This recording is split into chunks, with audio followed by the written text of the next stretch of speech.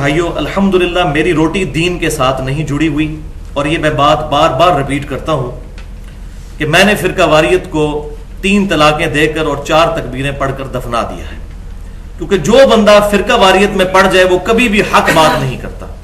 اور میں جب علماء کرائم کی یعنی مجرم علماء کی کتابیں پڑھتا ہوں تو مجھے اندازہ ہوتا ہے کہ کس طریقے سے وہ واضح قرآن اور سنت کے احکامات کو چھپا جاتے ہیں صرف اپنے مکتبہ فکر کی حفاظت کرنے کے لیے، اور معذرت کے ساتھ اس حمام میں تقریباً سارے ہی ننگے ہیں۔ تو میرے لیے دعا کریں کہ اللہ تعالیٰ اس دن سے پہلے کہ جب معاذ اللہ استغفر اللہ میں اپنا ذریعہ معاش دین کو بناؤں، اس سے پہلے ہی اللہ تعالیٰ مجھے ایمان و عافیت کے ساتھ مدینہ شریف میں موت اور جنت البقیع میں مدفن عطا فرمائے، اور جنت الفردوس میں اپنے محبوب صلی اللہ علیہ وسلم کے قدموں میں جگہ عطا فرمائے، اور یہ تمام دعائیں ہمارے سب مسلمانوں کے حق میں قبول و منظور فرمائے۔ بھائیو، میں 31 سال تک بریلوی رہا، اس کے بعد کچھ عرصہ دیوبند کے ساتھ گزرا، پھر اہل حدیث کے ساتھ، پھر اہل تشیع کے ساتھ۔ اب بھی سب کے لیکچر سنتا ہوں، جس کی حق بات ہے قبول کر لیتا ہوں، اور جہاں پر کوئی غلطی دیکھتا ہوں تو پوائنٹ آؤٹ کرنے کی کوشش کرتا ہوں۔ اور ایک مسلمان کا ایٹیچیوڈ یہی ہونا چاہیے کہ کسی بھی دوسرے کلمہ گو اہل قبلہ کی تکفیر کیے بغیر اس کی غلطی علمی طریقے سے اس پر واضح کی جائے۔ میرا جھگڑا صرف ان مجرم علماء کے ساتھ ہے جنہوں نے اپنے فرقے کی حفاظت کرتے ہوئے امت سے حق بات چھپائی اور لوگوں کو اپنی مرضی کی انٹرپریٹیشنز قرآن و سنت کی کر کے ان کا قبلہ خراب کر دیا۔ جامعہ ترمذی کی صحیح حدیث، آپ صلی اللہ علیہ وسلم نے فرمایا ہر امت کا کوئی نہ کوئی فتنہ ہے، اور میری امت کا فتنہ مال ہے، اور سارا تانا بانا اسی کے گرد گھوم رہا ہے۔ اس مال کی محبت نے ہی لوگوں کو یہاں تک پہنچایا کہ انسانوں میں غلط نظریات کو پروپیگیٹ کرتے ہیں۔ مال کی محبت ہے، اور میں پھر وہی بات کروں گا، شاید آپ کو بری لگے کہ یہ علماء مال کی محبت کی وجہ سے تو حق بات نہیں بتا رہے۔ ایک بریلوی مکتبہ فکر یا دیوبندی مکتبہ فکر کی مسجد کا امام یا خطیب اگر جمعے کے دن خطبے میں بتا دے کہ صحیح بخاری اور صحیح مسلم میں نماز کا طریقہ کیا لکھا ہوا ہے، تو مسجد کمیٹی 2 منٹ میں اس کو فارغ کر دے گی۔ اس کے بال بچوں کا خرچہ کون اٹھائے گا؟ وہ تو یہی سوچے گا کیسے حق بات کرے گا۔ اسی طریقے سے ایک اہل حدیث مکتبہ فکر سے تعلق رکھنے والا عالم اگر ایک جمعہ اس بات پر پڑھا دے کہ ننگے سر نماز ہو تو جاتی ہے لیکن یہ خلاف سنت ہے، کیوں اپنے ثواب میں کمی کرتے ہو؟ اہل حدیث اور اہل سنت تو وہ ہوتا ہے جو ہر سنت پر عمل کرے۔ ہمیں تو پگڑی بھی باندھنی چاہیے، ہمیں سر پر چادر رکھنی چاہیے، کم از کم ٹوپی رکھنی چاہیے۔ تو لوگ کہیں گے یہ تو بریلویوں والی باتیں شروع کر دی۔ اسی طریقے سے ایک اہل تشیع کا ذاکر اگر ممبر پر کھڑا ہو کر یہ بات کر دے کہ جب خود مولا علی، مولا سے مراد محبوب، جو صحیح حدیث ہے جامعہ ترمذی میں، جس کا مولا میں اس کا مولا علی۔ ہم اپنے مولویوں کو بھی مولانا کہہ رہے ہوتے ہیں نا، وہ مشکل کشا تو نہیں کہہ رہے ہوتے مولانا فلاں، ہمارے دلی محبوب۔ تو مولا علی رضی اللہ تعالیٰ عنہ نے جب خود سیدنا ابوبکر، عمر اور عثمان رضی اللہ عنہم اجمعین کی بیعت کر لی، تم شاہ سے زیادہ شاہ کے وفادار بنتے ہو کہ اپنی زبانیں، ناپاک زبانیں خلفائے راشدین کے بارے میں کھولتے ہو۔ تو کہیں گے لوڈی یہ تو پاگل ہو گیا، تو گیا، یہ تو کام سے گیا، کمیٹی اٹھا کے پرے مارے گی۔ یہ سارا کچھ تانا بانا دنیا کی محبت اور مال کی محبت ہے۔ کہ اسلام میں فرقے بنانا حرام ہے۔ جو شخص بھی اسلام کے اندر فرقے بناتا ہے اور مسلمانوں کی جمعیت کو توڑتا ہے وہ نبی صلی اللہ علیہ وسلم کا امتی ہی نہیں ہے۔ یہ جو حدیثوں میں خبر آئی کہ میری امت فرقوں میں بٹ جائے گی، اس کا مطلب یہ نہیں ہے کہ امت فرقے بنانا شروع کر دے۔ یہ ایک غیبی خبر تھی جو اللہ تعالیٰ نے امام کائنات سید الاولین والآخرین شفیع المذنبین رحمت للعالمین سیدنا و مولانا امام اعظم محمد رسول اللہ صلی اللہ علیہ وسلم کو عطا فرمائی تھی۔ جیسا کہ قرب قیامت کی نشانیوں میں آپ نے بارہا سنا ہوگا کہ قرب قیامت میں عورتیں ایسا لباس پہنیں گی کہ ننگی نظر آئیں گی۔ اب اس کا مطلب یہ نہیں ہے کہ عورتیں ننگا لباس پہننا شروع کر دیں، یہ خبر ہے۔ اسی طرح میری امت فرقوں میں بٹ جائے گی، یہ خبر ہے، نہ کہ حکم ہے کہ فرقے بنائے جائیں۔ حکم کیا ہے؟ قرآن پاک پورے کا پورا قرآن اس کے خلاف ہے۔ صرف سورۃ الانعام کی آیت نمبر 159 جو ہے، بسم اللہ الرحمن الرحیم، ان الذین فرقوا دینہم وَكَانُوا شِيَعًا لَسْتَ مِنْهُمْ فِي شَيْءٍ، بے شک جن لوگوں نے دین میں فرقے بنائے اور اپنے آپ کو گروہوں میں بانٹ لیا، اے محبوب صلی اللہ علیہ وسلم آپ کا ان سے کوئی تعلق نہیں ہے۔ انما امرهم الی اللہ ان کا معاملہ اللہ کے سپرد، ثم ينبئهم بما كانوا يفعلون، پھر اللہ تعالیٰ ان کو بتا دے گا جو کچھ وہ دنیا کے اندر کرتوت کیا کرتے تھے۔ پھر کیٹیگوریکل مینشن ہوا ہے سورہ آل عمران کی آیت نمبر 103 کے اندر، وَاعْتَصِمُوا بِحَبْلِ اللَّهِ جَمِيعًا وَلَا تَفَرَّقُوا، اللہ کی رسی کو مضبوطی سے تھام لو، آپس میں فرقوں میں مت بٹو۔ فرقہ واریت کی بنیاد پر کوئی شخص اہل سنت والجماعت کہلائے یا اپنے آپ کو اثنا عشری کہے یا دیوبندی بریلوی اہل حدیث کہے، اس کا قرآن اور نبی صلی اللہ علیہ وسلم کے ساتھ کوئی تعلق نہیں ہے۔ ہاں، فکر کے طور پر اگر کوئی چیز بیان کرتا ہے کہ ہم اہل سنت کی فکر پہ ہیں، یہ علیحدہ بات ہے، یہ بالکل ڈیفرنٹ چیز ہے، لیکن یہ بھی اوائڈ کی جائے۔ کیوں؟ سورۃ الحج پڑھ لیں، آخری رکوع ہے، بسم اللہ الرحمن الرحیم، هو سماکم المسلمین من قبل وفی ھذا، اللہ تعالیٰ نے، اللہ کے محبوب پیغمبر سیدنا ابراہیم علیہ السلام نے بہت پہلے تمہارا نام مسلمان رکھ دیا، اور اللہ نے اس کتاب میں تمہارا نام مسلمان رکھا ہے۔ یہ واحد جگہ ہے قرآن میں جہاں اسم کے طور پر مسلمان آیا، صفت کے طور پہ نہیں آیا۔ باقی جگہوں پر آیا وَلَا تَمُوتُنَّ إِلَّا وَأَنْتُمْ مُسْلِمُونَ، دیکھنا تمہیں موت نہ آئے مگر اس حال میں کہ تم مسلمان مرنا۔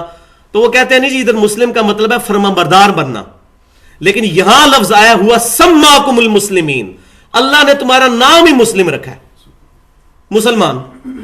اب یہ جھگڑا نہیں کرنا چاہیے کہ مسلمان یا مسلم یہ ایک ہی لفظ استعمال ہو رہے ہیں، عربی میں مسلم، انگلش میں مسلم، اردو میں مسلمان لفظ استعمال ہو جاتا ہے۔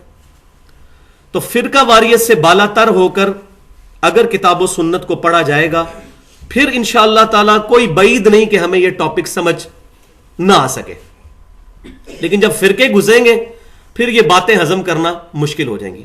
میں یہاں وہی بات کروں گا، بڑی ننگی بات، بڑی اریاں اور نیکڈ بات، کہ بھائیوں قادیانی صرف اس لیے کافر ہیں کہ ہم قادیانیوں کے گھر نہیں پیدا ہوئے۔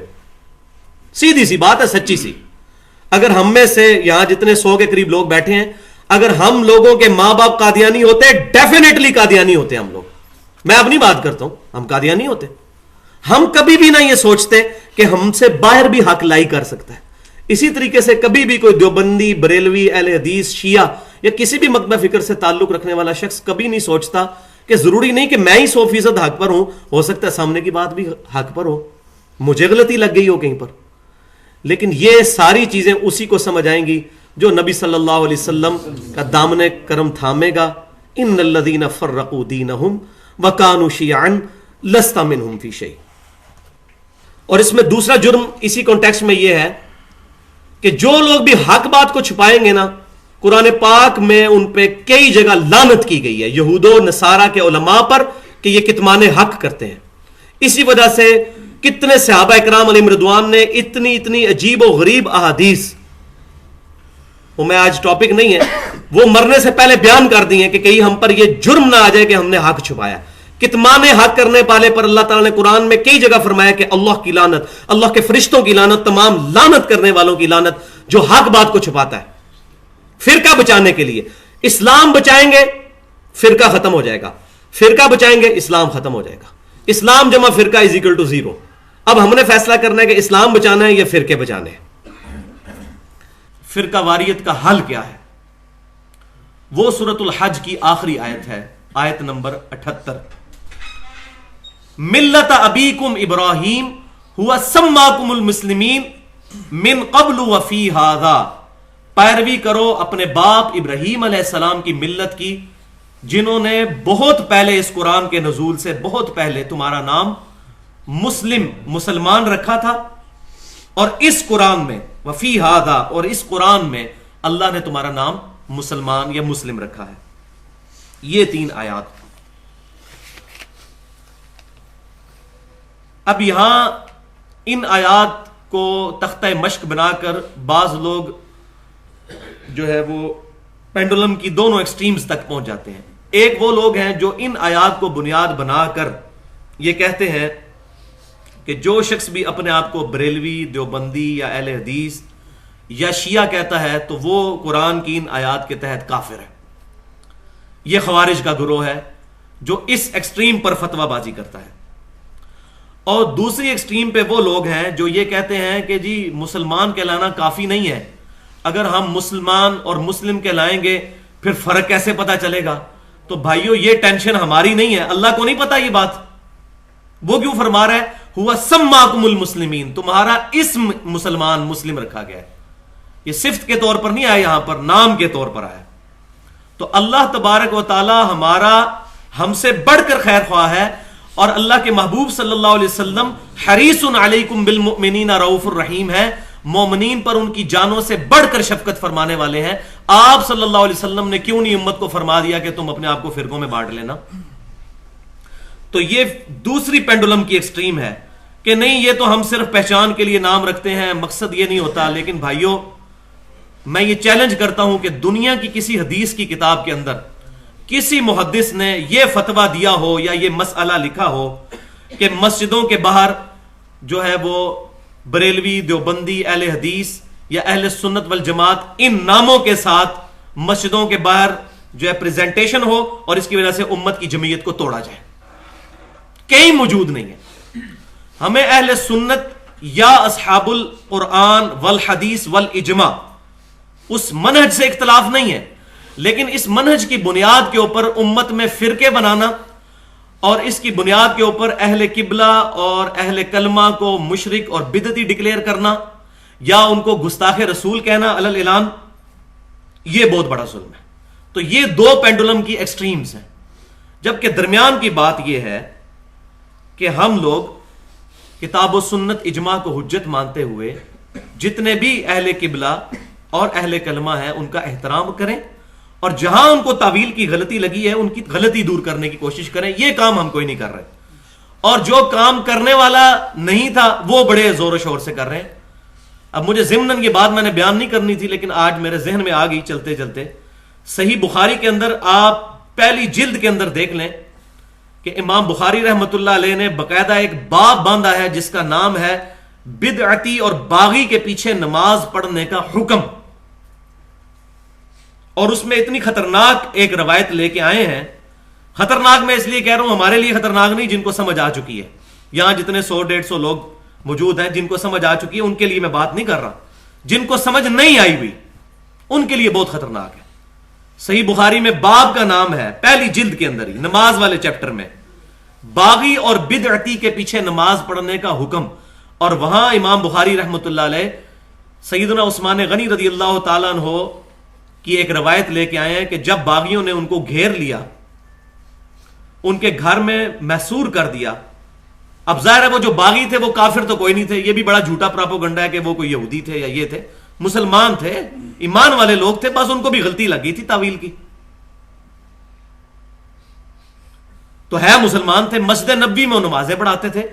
تو صحابہ کرام علیہم رضوان نے سیدنا عثمان غنی رضی اللہ تعالیٰ عنہ امیر المؤمنین سے پوچھا کہ مسجد نبوی میں یہ ہمیں نمازیں پڑھاتے ہیں، ہمیں نمازیں ان کے پیچھے پڑھنی پڑتی ہیں، ہم کیا کریں؟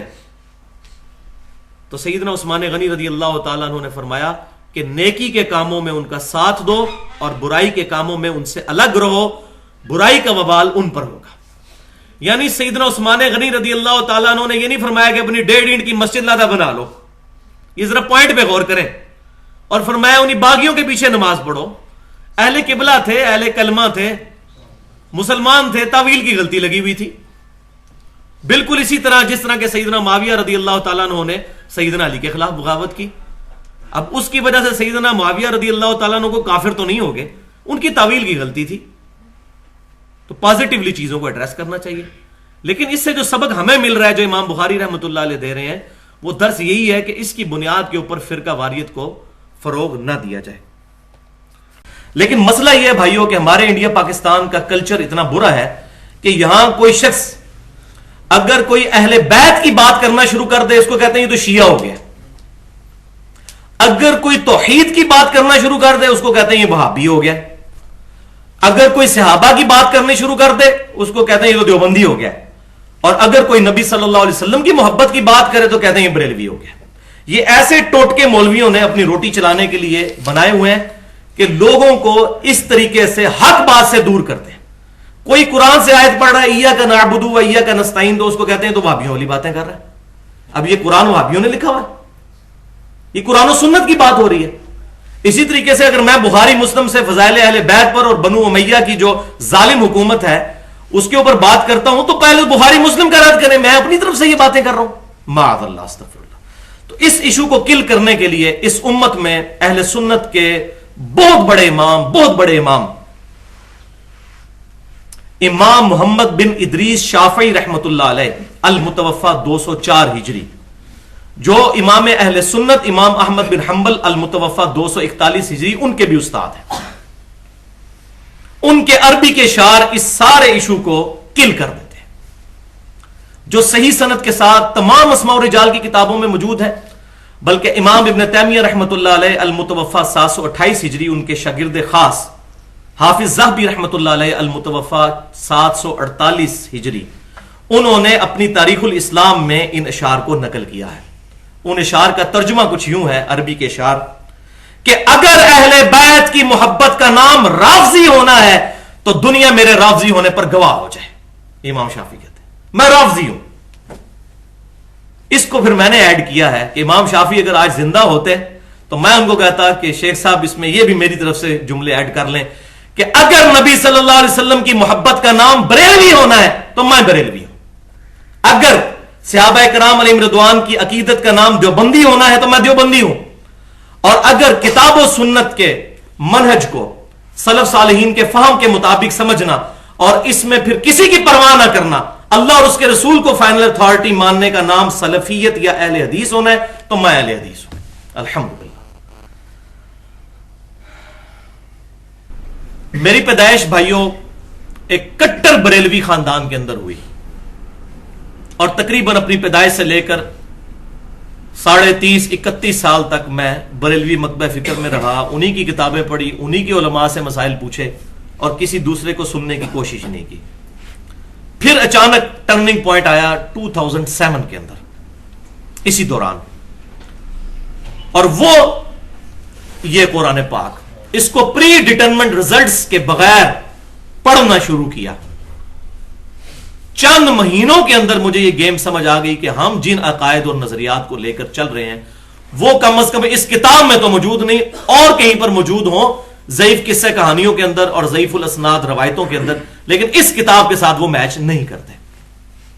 پریشانی لگ گئی، آہستہ آہستہ تحقیق کی، پھر کچھ عرصہ دیوبند کے ساتھ گزرا، پھر اس کے بعد کچھ عرصہ اہل حدیث کے ساتھ گزرا، ان کے علماء سے ملے، اس کے بعد اہل تشیع کے ساتھ، اور اب بھی سب کے ساتھ اٹھنا بیٹھنا ہے۔ جو پازیٹو بات کہیں سے بھی ملتی ہے اس کو الحمدللہ ایکسپٹ کرتا ہوں، اور جہاں پر غلطی دیکھتا ہوں لوگوں کو پوائنٹ آؤٹ کرنے کی کوشش کرتا ہوں الحمدللہ، اور یہی ایک مسلمان کا تقاضا ہے۔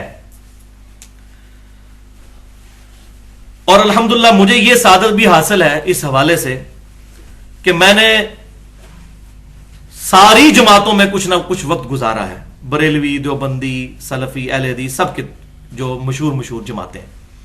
یعنی میں نے جو ہے وہ دعوت اسلامی کا ملتان والا اجتماع بھی اٹینڈ کیا ہوا ہے، تبلیغی جماعت کے بھی اجتماع اٹینڈ کیے ہیں، رائے ونڈ والے، دعوت اسلامی کے تو میرے خیال 10-11 کے قریب کیے، اس کے بعد جو یہ مرید کے والا اجتماع ہے یہ بھی اٹینڈ کیا۔ ساروں کے پاس الحمدللہ میں ہو کر آیا ہوں، لہٰذا ساروں کا اچھا خاصا جو ایکسپیرینس ہے مجھے حاصل ہے اس حوالے سے۔ ان ساری چیزوں کے بعد جو اب لوگوں کو حق بات بتائی جاتی ہے ساری کمزوریاں دیکھ کر، تو ایک بڑا سوال لوگوں کی جانب سے اٹھتا ہے جب بھی کسی کے مکتبہ فکر کے اوپر ضرب پڑتی ہے، اور وہ کیا کہتے ہیں؟ وہ جی علی بھائی تو انجینئر ہیں، وہ کوئی عالم تو نہیں ہے کہ ہم ان کی بات مانیں۔ یہ اکثر سننے کو ملتا ہے۔ دیکھیں انہوں نے انجینئرنگ کی ڈگری کی اتنے سال لگا کر، تو علماء بھی تو اتنے سال لگ کے بنتے ہیں، تو اب عالم کی بات مانی جائے یا ان کی بات مانی جائے؟ یہ پوائنٹ بہت زور و شور سے سامنے آتا ہے۔ انشاءاللہ اس شیطانی وسوسے کو بھی میں ایسا کل کرتا ہوں کہ آندہ سے کوئی یہ بات کرنے کی جرت نہ کرے۔ تو اس کا جواب بھائیو یہ ہے، پہلا اصولی جواب سن لیجئے کہ دین کی بنیاد علم پر ہے، نہ کہ ڈگری کے اوپر۔ مثلا 5ویں کلاس کا سٹوڈنٹ اگر آپ کو آ کر یہ کہتا ہے کہ علامہ صاحب سورۃ البقرہ کی آیت نمبر 279 میں اللہ تعالیٰ نے سود کھانے کو اللہ اور اس کے رسول کے خلاف جنگ قرار دیا ہے، تو اب عالم صاحب کو سورۃ البقرہ کی آیت نمبر 279 پڑھنی چاہیے یا اس 5ویں کلاس کے سٹوڈنٹ سے ڈگری مانگنی چاہیے؟ بتائیں, آیت پڑھنی چاہیے. اور آیت وہ پڑھ لیں اور وہی بات نکل آئے تو کہ نہیں آیت تو موجود ہے لیکن چونکہ آپ کے پاس ڈگری نہیں ہے عالم کی لہذا میں نے آپ کی بات نہیں ماننی, تو اس کے بعد وہ عالم صاحب مسلمان بھی رہ جائیں گے کہ نہیں؟ عالم تو چھوڑ دیں, مسلمان بھی نہیں رہیں گے, قرآن کا انکار لازم آ جائے گا نا, وہ تو قرآن کا انکار کر رہے ہوں گے. دوسری بات, اسلام میں یہ دوسرا اصولی جواب ہے, ڈکشنری از آلویز اتھارٹی, بلکہ پوری دنیا میں بٹ کے سپیلنگ BUT بٹ ہیں یا BAT بٹ, یہ ڈکشنری فیصلہ کرے گی. ایک 5ویں کلاس کا اسٹوڈنٹ کہتا ہے کہ بٹ کے سپیلنگ BUT بٹ ہیں اور ایک PhD انگلش کہتا ہے نہیں جی بٹ کے سپیلنگ BAT بٹ ہیں, تو کس کی بات مانی جائے گی؟ جس کے سپیلنگ ڈکشنری کے ساتھ مل جائیں گے. تو اور ہماری ڈکشنری کتاب اللہ اور سنت رسول ہے عز و جل و صلی اللہ علیہ وسلم.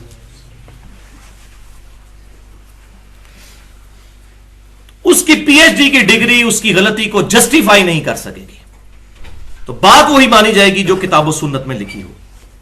تیسرا اصولی جواب کہ حق بات کوئی بھی کہے اس کی تصدیق کرنا یہ ہمارے پروفٹ کی سنت ہے صلی اللہ علیہ وسلم, چاہے وہ بات کرنے والا شیطان ہی کیوں نہ ہو.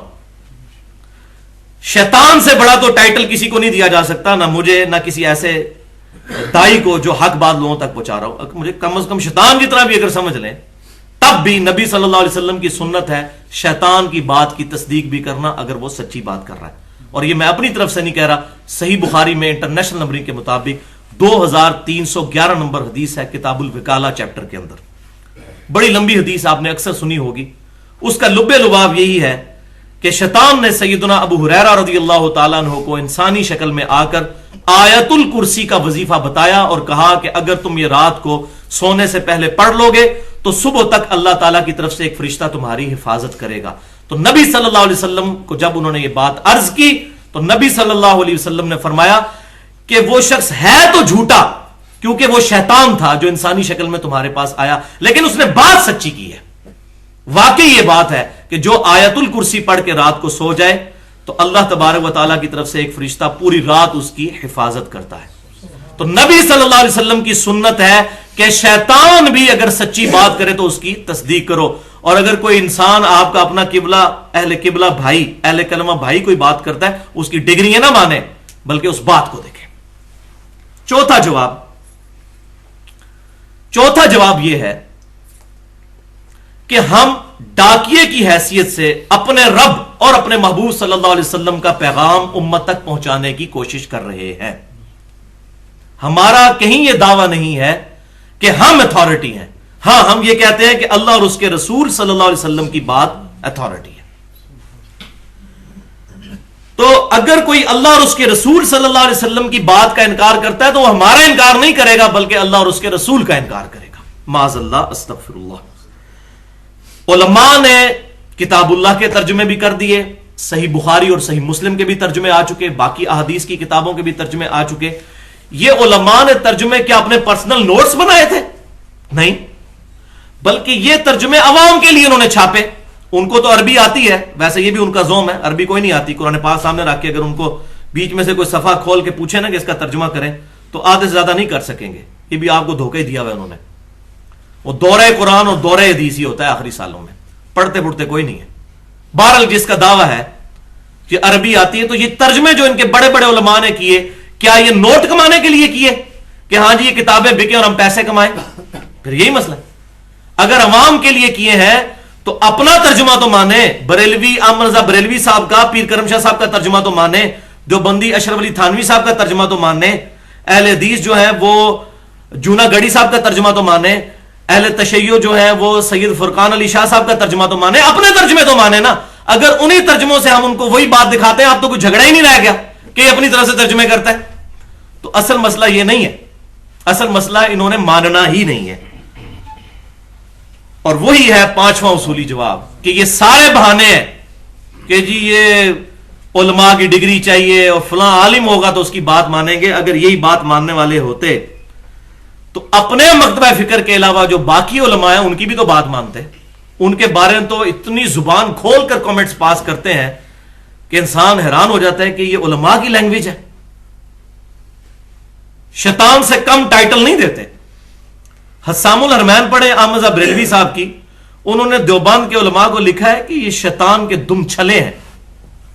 और उसके जवाब में जब देवबंदियों ने किताब लिखी अल मुहन्नद अल मुफन्नद 1906 के अंदर, हस्सामुल हरमैन 1905 में लिखी गई, 1906 में, उसमें 35 उलमा देवबंद ने साइन किए, जिनमें अशरफी थानवी साहब भी शामिल है। और उसमें उन्होंने लिखा कि अहमद रज़ा बरेलवी साहब और इनके सारे पैरोकार ये शैतानी लश्कर है जो हम पे हमलावर हो गया। ये है डिग्रियों का हाल।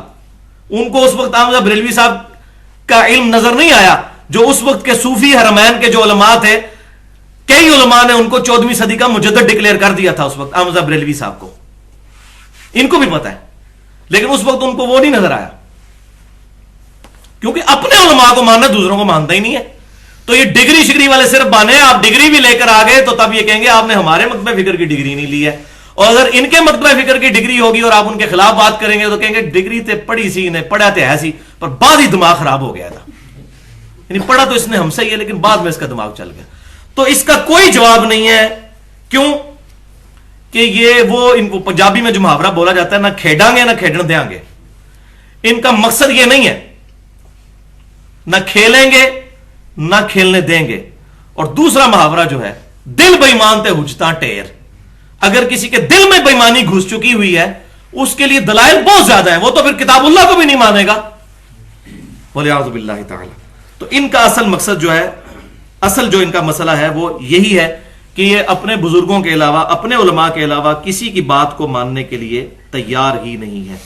और अभी रिसेंटली जो ये वाकया हुआ है, ये तो पूरी दुनिया में, पुरानी किताबों को तो ये जान छुड़ा लेंगे, पूरी दुनिया ने टीवी पे देखा है कि एक देवबंदी आलिम जो हमारे मुल्क के अंदर, पाकिस्तान के अंदर बहुत बड़े एक सियासी लीडर भी हैं, फजलुर रहमान साहब,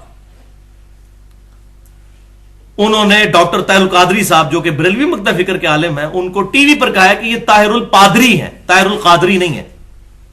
उनको नहीं नजर आया कि डॉक्टर ताहिरुल कादरी साहब पीएचडी हैं और पंजाब यूनिवर्सिटी के एमए इस्लामियात के वो टॉपर हैं, और अहदीस की उनकी कई किताबें दुनिया की कई यूनिवर्सिटीज में पढ़ाई जा रही हैं। इतने बड़े लेवल का एक आलिम है अपने मकतब फिक्र का, उनसे इख्तलाफात अपनी जगह, लेकिन वो उनको ताहिरुल पादरी कह रहे हैं और कहते हैं ये मुसलमानों का जे सालक है जो ईसाई है। तो ये मसला इनका कुछ और है, मसला है फिरका वारियत। मुफ्ती मुनीबुर रहमान साहब जब तक बरेलवी मकतब फिक्र के चूंकि आलिम है, जब तक वो हमारी रूहत हलाल कमेटी के चेयरमैन है, पेशावर के देवबंदियों ने चांद को गलत ही कहना है।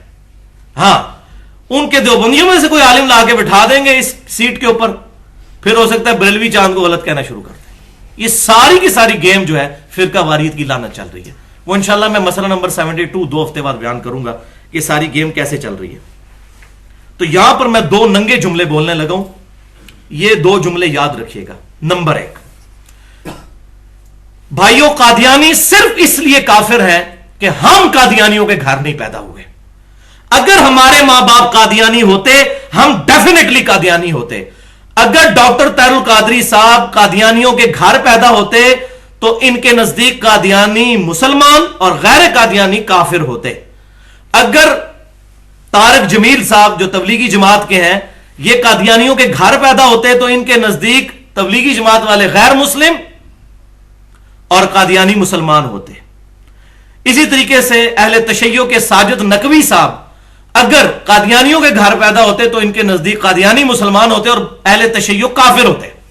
इसी तरीके से अहले हदीस में से हाफिज सईद साहब या साजिद मीर साहब अगर ये कादियानी के घर पैदा होते किसी, तो इनके नजदीक अहले हदीस काफिर होते। सीधी सी बात है, ये किसी को बुरी लगे या अच्छी लगे। और यही लोग सारे के सारे ईरान में पैदा हुए होते तो सुन्नियों को गलत समझ रहे होते और अहले तशय्यो को सही समझ रहे होते, और ईरान के उलमा यहां पैदा हुए होते तो अहले सुन्नत को सही समझ रहे होते, उनको गलत समझ रहे होते। ये टोटल गेम चल रही है।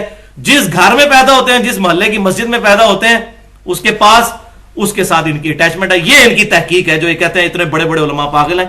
तहकीक उनकी असल में ये है कि उन्होंने आग कहां पर खोली होती है। हमारे जैसे लोग बहुत कम है जो रिवर्ट होके आते हैं, और जब वो आते हैं वो फिर हक बात करते हैं, फिर वो किसी मकतब फिक्र का ख्याल नहीं रखते। तो ये कादियानी वाला मसला। और दूसरा कि अगर सिर्फ डिग्री दलील हो किसी बंदे के आलिम होने की, تو بریلوی دیوبندی اور سلفی یعنی اہل حدیث کے علماء تو 8 سال میں درس نظامی کرتے ہیں، اور اہل تشیع کے علماء قم یونیورسٹی ایران سے 17 سال میں عالم بن کے آتے ہیں. تو پھر 17 سال والے عالم کو ماننا چاہیے نا، 8 سال والے کو نہیں ماننا چاہیے. نہیں ان کو تو ہمارے علماء نے کافر قرار دے دیا. ان سے پوچھیں گے کہ جی ان کو ہمارے علماء نے گمراہ قرار دے دیا. تو یہ سارے کے سارے معاملات چل رہے ہیں. اگر یہ عالم اور ڈگریوں والا چکر ہو تو جو 17 سال میں ڈگری لے کے آتا ہے اس کی بات مانی جائے، پھر کہیں گے نہیں دلائل پہ، تو بات وہیں پر آئے گی. یہاں پہ یہ بھی بات یاد رکھیے بھائیو، اگر ایک قادیانی پوری زندگی صرف قادیانی علماء سے ختم نبوت سمجھتا رہے، اس کو کبھی بھی ختم نبوت سمجھ نہیں آئے گی. اس کو باقیوں کے پاس جانا پڑے گا. بالکل اس طریقے سے ایک بریلوی ہے، ایک دیوبندی ہے، اہل حدیث ہے، جب تک وہ صرف اپنے علماء کی بات سنے گا، دوسرے کی بات کو سنے گا نہیں اور کہے گا علماء نے فارغ کر دیا ہے، تو قیامت والے دن اللہ تعالیٰ کی بارگاہ میں یہ جواب دے گا کہ یا اللہ مجھے اس لیے مسئلہ سمجھ نہیں آیا کہ ہمارے علماء نے ان کو فارغ کر دیا ہوا تھا، اس لیے میں نے ان کی بات نہیں سنی. تو کیا ایک قادیانی کا یہ عذر قبول ہو جائے گا؟ نہیں ہوگا. تو قادیانیوں پہ نہ رکیں، اپنے اوپر بھی لائیں نا. ہم جہاں جہاں پیدا ہوئے ہیں ہمیں دلائل کے ساتھ یہ بات پتہ ہونی چاہیے کہ ہمارا کون سا عقیدہ حق پر ہے اور کون سا باطل پہ ہے. وَلِعَاذُ بِاللَّهِ تَعَالَى. بھائیو، میں نے تمام مکاتب فکر کو سٹڈی کیا ہے اور علا وجہ بصیرت یہ کہتا ہوں کہ ہر جگہ خیر کا کچھ نہ کچھ عنصر موجود ہے، اور ماشاءاللہ شر بھی تھوک کے حساب سے ہر مکتب فکر میں موجود ہے. شر کی بھی کمی نہیں ہے. اور اس کے پیچھے سب سے بڑی ریزن اس شر کو پھیلانے کی وہ ہے بھائیو روٹی. جس کا دین روٹی کے ساتھ جڑا ہوا ہے وہ کبھی بھی حق بات نہیں کر سکے گا. یہ آج جو یہ کہتے ہیں نا جی اتنے بڑے بڑے علماء مسئلہ بتا رہے ہیں، وہ مسئلہ تو بھائی بتائیں گے، مسجد کمیٹی سے مار کھانی ہے. ایک بریلوی اور دیوبندی عالم نے اگر وہ بخاری اور مسلم سے نماز کا طریقہ پڑھ کے سنا دے جمعے کے خطبے میں، انہوں نے کہنا یہ تو فارغ ہو گیا. ایک اہل حدیث اگر جمعہ پڑھا دے کہ آندہ سے کوئی شخص ننگے ساتھ نماز نہیں پڑھے گا، نماز تو ہو جاتی ہے لیکن افضل یہی ہے، تو کمیٹی نے کہنا جناب یہ تو بریلویوں کی گلاں شروع کرتی ہیں انہوں نے. اسی طریقے سے اہل تشیع کا کوئی عالم ممبر پر چڑھ کر یہ کہہ دے کہ جب سیدنا و مولانا علی رضی اللہ تعالیٰ عنہ نے خوارج جو کہ حضرت علی کو کافر کہتے تھے ان کے جنازے بھی خود پڑھائے ہیں، ان کو اپنے ہاتھوں سے دفنایا ہے اور جنازے میں ان کے لیے دعائیں مغفرت کی ہے، تو صحابہ اکرام علیہم رضوان ان کا تو مرتبہ بہت اونچا ہے، ان کے لیے دعائیں مغفرت کرنی چاہیے. چاہے جائے کہ ہم ان کے بارے میں گالی گلوچ کریں تو کہیں گے جس کا تو دماغ خراب کر دیا کسی سنی نے. تو اس کو نظر آئے گا کہ اب مجھے ممبر سے اتارا تو میرے بچوں کا کیا بنے گا. تو روٹی ہے پیچھے سارا مسئلہ، اور اس میں میں نے 1.5 گھنٹے کی گفتگو کی ہے. رزق حرام، فتنہ مال، دنیا پرستی کا انجام اور اس کا علاج، مسئلہ نمبر 51 کے نام سے اہل سنت پاک.com پر 1 گھنٹہ اور 35 منٹ کی گفتگو ہے. قرآن سے اکثر آیات کی روشنی میں بتایا کہ حرام خوری ہی علماء کی گمراہی کا سبب ہے، اور پرٹیکولر حرام خوری پہ جتنی آیات ہیں قرآن میں وہ ہیں ہی پرٹیکولر علماء کے بارے میں. وَلِعَاذُ بِاللَّهِ تعالی. لیکن یہ سارے مسئلے نا دنیا میں ہیں، دین کے اندر یہ سارے مسئلے دین کے اندر ہیں. کوئی مسئلہ بتاتا ہے وہ جی حضرت صاحب نے فرما دیا، دنیا کے معاملے میں نہیں ہے. دنیا میں تو بڑے بڑے حضرت صاحب ہیں. آپ کسی اسپیشلسٹ ڈاکٹر کے پاس جاتے ہیں، آپ کے دائیں ٹخنے میں درد ہے، اور وہ پاکستان میں ایک بڑے کسی ہاسپٹل کا ڈاکٹر ہے، اسپیشلسٹ ہے، وہ کہے جی ٹخنے میں آپ کے درد ہے، لیکن یہ درد جو ہے اس کو دور کرنے کے لیے آپ کی دائیں آنکھ نکالنی پڑے گی. تو آپ کو اسپیشلسٹ کی ڈگری اس وقت نظر آئے گی. آپ کہیں گے یار عقل کو تو نے کتوں ڈگری کی تھی ہو، تو درد میرا ٹخنے میں اور تو کہہ رہا آنکھ نکالنی پڑے گی. تو پھر دوسرے اسپیشلسٹ کے پاس جائیں گے، 2-3 سے گھومیں گے تو پتا چل جائے گا یار وہ تو پاگل تھا جو یہ کہہ رہا تھا. تو دنیا میں آنکھ نہیں نکلوائیں گے کسی اسپیشلسٹ اتنے بڑے بزرگ، کیونکہ فَاسْأَلُوا أَهْلَ الذِّكْرِ إِن كُنتُمْ لَا تَعْلَمُونَ. اگر تمہیں علم نہیں تو اہل علم سے پوچھو. تو ڈاکٹری کی فیلڈ میں تو ڈاکٹر ہی اہل علم ہے نا. مولوی کو تو انگریزی بھی نہیں آتی، وہ تو ابھی تک اس چکر سے باہر نہیں آیا کہ یہ انگریزوں کی زبان ہے یا یہ مسلمانوں کی زبان ہے. اس کو تو بیچارے کو ابھی تک یہی بات سمجھ نہیں آئی ہے. ایک جیولوجی کا مسئلہ جیولوجسٹ بتائے گا، ایمبرولوجی کی فیلڈ کا بندہ جو ہے وہ گائنی کے مسئلوں کو حل کرے گا. یہ لیڈی ڈاکٹر جو گائنی کی ہوگی وہ گائنی کے ایشوز کو ریزالو کرے گی. یہاں پر بھی وہ ڈاکٹر کی بات نہیں مانیں گے بلکہ کہیں گے بھائی نہیں 2-3 سے مشورہ کرو. تو تو بھائیو دین کے معاملے میں بھی اگر کوئی عالم آپ کو غلط مشورہ دیتا ہے یا مجھ سے آپ کو ایسی بات سنتے ہیں جو آپ کے مکتب فکر سے ٹکراتی ہے تو 3-4 علماء سے پوچھیں, ان کو کہ کتابیں دکھائیں, کتابیں کیا کہتی ہیں, اور اگر کتاب سپورٹ کر دے پھر کسی مولوی کا لحاظ نہ کریں, پھر اس کو منطقی انجام تک پہنچائیں کہ اتنی لمبی داڑیاں رکھ کے اور شلواریں اوپر کر کے اور اتنی بڑی بڑی پگڑیاں اور بڑی بڑی تسمیاں اٹھا کے یہ پبلک کو دھوکہ نہ دو, اپنی آخرت تو برباد کر رہے ہو, لوگوں کی آخرت نہ برباد کرو, خود تو جانا ہے دوزخ میں تم نے, ان اعمال کے سبب ہمیں نہ گھسیٹو, والعیاذ باللہ تعالی. تو بھائیو جس کی روٹی دین کے ساتھ نہیں لگی وہی آپ کو حق بات بتائے گا, یہ میری بات پلے باندھ لیں. الحمدللہ فی الوقت تو میں اپنی ذات کے لیے دین سے 1 روپیہ کمانا بھی حرام سمجھتا ہوں, اور یہی بات ہے کہ مجھے کوئی پرواہ نہیں, میں نے حق بات کرنی ہے انشاءاللہ تعالی.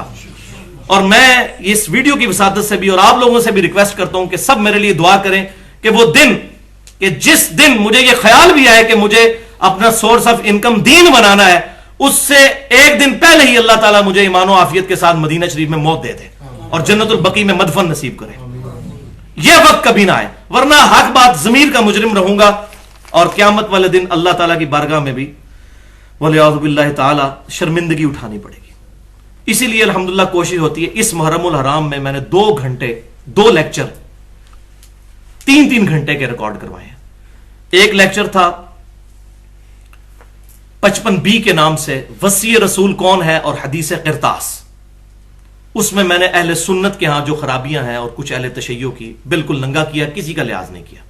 اور دوسرا مسئلہ نمبر 66A جس میں نے اہل تشیع کے ہاں جو خرابیاں پائی جاتی ہیں محرم کے حوالے سے ان کو ایڈریس کیا, جو ان کی جائز بات ہے اس کو مانا ہے, جو غلط بات ہے اس کو ایڈریس کیا. تو ایک دائی کو یہی چاہیے کہ وہ پری ڈیٹرمنٹ ریزلٹس کے بغیر حق بات کرے. بھائیو اسلام وہ واحد دین ہے جس نے توہمات کے دائرے کو چھوڑ کر علم کے اوپر بنیاد رکھی ہے, اور 10 کمانڈمنٹس جو تورات, انجیل اور قرآن میں بھی موجود ہیں, سورہ بنی اسرائیل میں بھی, جو ہمارا پمفلٹ بھی ریسرچ پیپر نمبر 7 چھپ چکا ہے, لیکچر کے اینڈ پہ آپ سب کو مل بھی جائے گا. اس میں 9ویں کمانڈ ہے بسم اللہ الرحمن الرحیم ولا تقف ما لیس لک بہ علم. اے انسان کسی ایسی چیز کی پیروی مت کر جس کے بارے میں تیرے پاس علم نہیں ہے. علم کے بغیر پیروی نہیں کرنی جب تک علم نہ آ جائے. یہ نہیں کہنا اتنے بڑے بزرگ کہہ رہے, نہیں, علم خود حاصل کرنا ہے. اور یہاں پہ مجھے بات ضمن یاد آ گئی, اکثر کہتے ہیں جی وہ علماء نے علم حاصل کیا ہوا ہے وہی حاصل کر سکتے ہیں. دیکھیں ڈاکٹر ہے, وہ ڈاکٹر سے مسئلہ پوچھنا چاہیے تو ان کو بتایا کریں اللہ کے بندو ڈاکٹری پڑھنا فرض ہے نہیں, تو ڈاکٹر تو چند ایک ہی ہوں گے, علم دین حاصل کرنا فرض ہے کہ نہیں؟ تو یہ ہر انسان کو سمجھ بھی آئے گا. اس کے لیے مولویوں کی ڈگری کی ضرورت نہیں ہے, ڈاکٹری کے لیے ظاہر ہے کہ ڈگری کی ضرورت ہوگی. باقی اگر عالم کی بات کرتے ہیں آپ تو یہ کہتے ہیں ان کے پاس ڈگری ہے, تو یہ کیا پرفیکٹ عالم ہے؟ پرفیکٹ عالم صرف نبی صلی اللہ علیہ وسلم ہے. میں یہاں بخاری اور مسلم سے درجنوں مثالیں پیش کر سکتا ہوں. اتنے بڑے بڑے صحابہ کو بعض مسائل نہیں پتا ہوتے تھے, حضرت عائشہ سے پوچھتی تھی, یا حضرت عائشہ کو مسئلہ نہیں پتا تو حضرت علی سے پوچھتے تھے. صحابہ بھی مکمل طور پہ پرفیکٹ عالم نہیں تھے. تو ہر مسلمان تو ہوتا ہی عالم ہے. جس مسلمان کو وضو کا طریقہ آتا ہے وہ وضو کا عالم ہے, علم رکھنے والا. ڈگریوں والا عالم ہوگا تو اس سے پوچھے کیا ہر چیز کا اسے علم ہے؟ تو قرآن پاک میں 1000 آیات سائنٹیفک فیکٹس کے اوپر ہے, جیالوجی پر, ایسٹرونومی کے اوپر, اسی طریقے سے ایمبریولوجی کی فیلڈ کے اوپر. یہ ساری کی ساری سائنٹیفک فیکٹس کے اوپر جو آیات ہیں, تو اللہ کون سا عالم ہے جو اس کی تشریح کرے گا؟ وہ تو پھر جا کے سائنٹسٹ سے پوچھنا ہوگا. تو پرفیکٹ تو قرآن و حدیث کا کوئی بھی عالم نہیں ہے, تھوڑا تھوڑا ہر عالم ہے. ہاں 24 گھنٹے کی زندگی گزارنے کے لیے جو علم چاہیے وہ ہر مسلمان سیکھ سکتا ہے. وہ ایک ریڑی بان بھی سیکھ سکتا ہے, ایک پڑھا لکھا انسان بھی, ایک ڈاکٹر بھی, ایک انجینئر بھی اور ایک ان پڑھ بھی اتنا علم سیکھ سکتا ہے جس سے اس کی 24 گھنٹے کی زندگی گزرنی ہے. اب یہ راکٹ سائنس ہے, ایاک نعبد و ایاک نستعین, اے اللہ ہم صرف تیری عبادت کریں گے اور غائب میں مدد کے لیے دعا میں صرف تجھی کو پکاریں گے. اس کے بعد کوئی شخص تعویل کی غلطی لگ جائے تو الگ بات, اللہ اس کو معاف کرے اور ہدایت پر لائے. کوئی بندہ یا علی مدد کہہ نہیں سکتا اس کے بعد. یہ کوئی راکٹ سائنس نہیں. سورہ فاتحہ کا ترجمہ تو سب کو آتا ہے.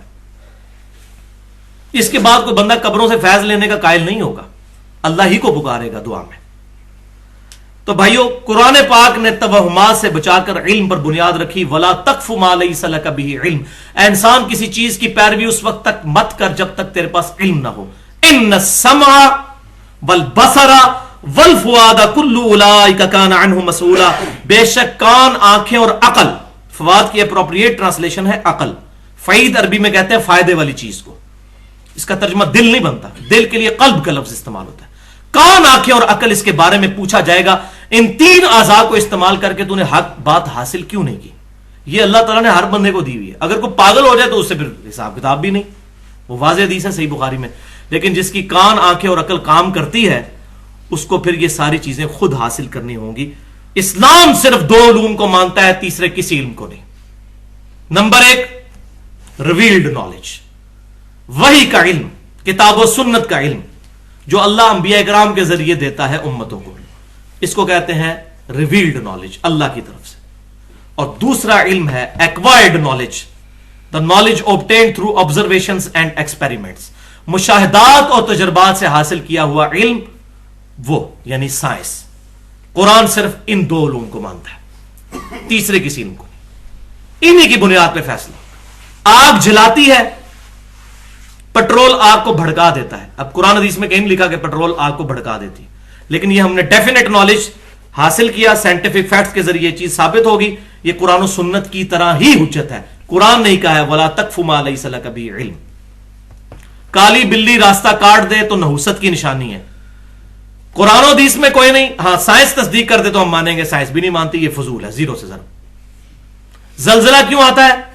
وہ ایک گائے ہے، اس نے ایک سینگ پہ زمین اٹھائی ہوئی ہے، جب وہ تھک جاتی ہے دوسرے پہ اٹھاتی ہے۔ ہاں قرآن حدیث میں ایسی کوئی بات نہیں، سائنس بھی اس کی مخالفت کرتی ہے، وہ کہتی ہے ٹیکٹونک پلیٹس کے ڈسٹربنس کی وجہ سے زلزلہ آتا ہے، لہٰذا یہ بھی زیرو سے۔ تو اسلام وہ دین ہے جس نے توہمات سے بچا کر ڈیفینیٹ علم پر بنیاد رکھی ہے۔ اس پہ میں نے 35 منٹ کی گفتگو کی ہے، یونیک ترین گفتگو، علم وحی اور علم سائنس کی اہمیت اور ان کا دائرہ کار۔ 35 منٹ کی گفتگو ہے، وہ اپنی نوعیت کی منفرد گفتگو ہے، مسئلہ نمبر 39 کے نام سے اہل سنت پاک .com پر۔ لیکن آج ہم ریویلڈ نالج کے اوپر تھوڑی اس حوالے سے گفتگو کہ آخرت کی کامیابی، ہدایت حاصل کر کے آخرت میں کامیاب ہونا، اس کے لیے ریویلڈ نالج کی ضرورت ہے، اور وہ ڈیفینیٹ علم قرآن و سنت کا علم ہے۔ یہی وہ علم ہے جو اللہ تعالیٰ نے جب آدم علیہ السلام کو دنیا میں اتارا تو سورۃ البقرہ کی آیت نمبر 38 اور 39 پڑھ کر دیکھ لیجئے۔ بسم اللہ الرحمن الرحیم، قُلْ نَهْبِطُوا مِنْهَا جَمِيعًا، اللہ تعالیٰ نے آدم علیہ السلام اور ان کے ذریعے پوری انسانیت کو خطاب کیا، تم سب کے سب اب زمین پر اتر جاؤ۔ فَإِمَّا يَأْتِيَنَّكُم مِّنِّي هُدًى، اب جب کبھی بھی کوئی ہدایت کی کتاب میری طرف سے تمہارے پاس آئے گی، فَمَن تَبِعَ هُدَايَا فَلَا خَوْفٌ عَلَيْهِمْ وَلَا هُمْ يَحْزَنُونَ، تو جو کوئی اس کتاب کی پیروی کرے گا نا، اس کو نہ کوئی خوف ہوگا نہ کوئی غم۔ وَالَّذِينَ كَفَرُوا وَكَذَّبُوا بِآيَاتِنَا، اور جو کتابوں سے کفر کرے گا، کفر کا مطلب خالی یہ نہیں ہے کہ میں کتاب کو مانتا نہیں ہوں، اس سے بڑا کفر ہے کہ میں کتاب کو مانتا ہوں لیکن مرضی اپنی کرنی ہے۔ یہ کتنا ظلم ہے، اگر کوئی کہے اس کو تو منافق کہا جائے گا، جو کہ میں کتاب کو مانتا ہوں لیکن اس پہ عمل نہیں کرنا۔ تو یہود و نصارہ بھی اور مسلمان میں بھی وہ بندہ کفر کے درجے میں چلا جائے گا جو پریکٹیکلی اس کو ماننے سے انکار کر دے گا۔ والذین کفروا وکذبوا بآیاتنا اولئک اصحاب النار ہم فیہا خالدون، اور جو لوگ کفر کریں گے ان کتابوں کے ساتھ، ان کو جھٹلا دیں گے، وہی ہوں گے دوست کی اور رہیں گے اس میں ہمیشہ۔ اچھا، اس کے کانٹیکسٹ میں ایک اور آیت ہے جو اس موضوع کو اور کھولتی ہے، اور یہ الحمدللہ مجھے اتنی خوشی ہوئی، اس سے مسئلہ تقدیر بھی حل ہو گیا۔ یہ قرآن کی آیت ایسی ہے، بالکل یہی کانٹیکسٹ چل رہا ہے۔ سورہ طٰہٰ آیت نمبر 123 کہ آدم علیہ السلام کو حکم ہوا کہ آپ زمین پر اتر جاؤ، وہاں پر الفاظ کیا ہیں؟ فَإِمَّا يَأْتِيَنَّكُم مِّنِّي هُدًى، یہ الفاظ تو وہی ہے۔ اب جب کبھی بھی کوئی ہدایت کی بات تمہارے پاس آئے گی کتاب کی شکل میں میری طرف سے، فَمَن تَبِعَ هُدَايَا، تو جو کوئی پھر اس ہدایت کی پیروی کرے گا، فَلَا يَضِلُّ وَلَا يَشْقَىٰ، تو وہ نہ تو گمراہ ہوگا اور نہ ہی بدبخت ہوگا۔ دیکھ لیں کون گمراہی اور بدبختی سے بچ سکتا ہے؟ جو کتاب کی پیروی۔ وہاں تو آیا تھا کہ جو لوگ مان لیں گے وہ قیامت دن امن میں ہوں گے، لیکن یہاں پر آیا فَمَنِ اتَّبَعَ ہدایا فلا یضل ولا یشقا، تو جو کوئی ہدایت کی پیروی کرے گا نہ تو وہ گمراہ ہوگا اور نہ ہی وہ بدبخت ہوگا. اس کا مطلب ہے بدبختی ہم خود کماتے ہیں، یہ قرآن کہہ رہا ہے. جو ہدایت کی پیروی کرے گا وہ بدبخت بھی نہیں ہوگا، جو پیروی نہیں کرے گا خود بخود بدبخت ہو جائے گا. اور قرآن میں سورہ العنکبوت کے اندر بھی آتا ہے والذین جاہدوا فینا لنہدینہم سبلنا، جو لوگ ہماری راہ میں کوشش کریں گے ہم خود ان کے لیے راہیں کھول دیں گے. تو یہ بدبختی انسان خود کماتا ہے. یہ کہتے ہیں جو اللہ تعالیٰ توفیق دے گا، اللہ نے توفیق تب دے نہیں جب آپ خود کک ماریں گے. ایمان اس دنیا کی سب سے ایلیٹ چیز ہے، اللہ تعالیٰ اس طرح نہیں بانٹے گا. مسلمان کو بھی ایفرٹ کرنی پڑے گی. یہ نہیں ہے کہ مسلمان کے گھر پیدا ہو گیا تو اب جنت گارنٹیڈ ہو گئی. ہو سکتا ہے ایمان برباد ہو جائے موت کے وقت گناہوں کی وجہ سے، وَلِعَاذُ بِاللَّهِ تَعَالَى. اور تیسری آیت اس کانٹیکسٹ میں سورہ سبا کی آیت نمبر 50 ہے. یہ آیت ہمیشہ مجھے الحمدللہ تسلی دیتی ہے، اور یہ آیت آپ لوگ گھر جا کے دوبارہ پڑھیے گا. آیت نمبر 50 سورہ سبا. قُلْ إِن ضَلَلْتُ فَإِنَّمَا أَضِلُّ عَلَى نَفْسِي. اے محبوب صلی اللہ علیہ وسلم، یہ کافر آپ کی بات نہیں مانتے نا، آپ ان کو ایک دو ٹوک بات کر دیجئے کہ اگر بالفرض بقول تمہارے میں گمراہ ہوں نا تو میری گمراہی کا وبال مجھ پر ہی ہوگا. وہ کافر کہتے تھے کہ آپ ہمارے دین کی پیروی کریں. تو نبی صلی اللہ علیہ وسلم کو کہا گیا ان کو کہیں کہ اگر تم سمجھتے ہو کہ میں گمراہ ہو گیا ہوں تو اس کا وبال میرے پہ ہی ہوگا.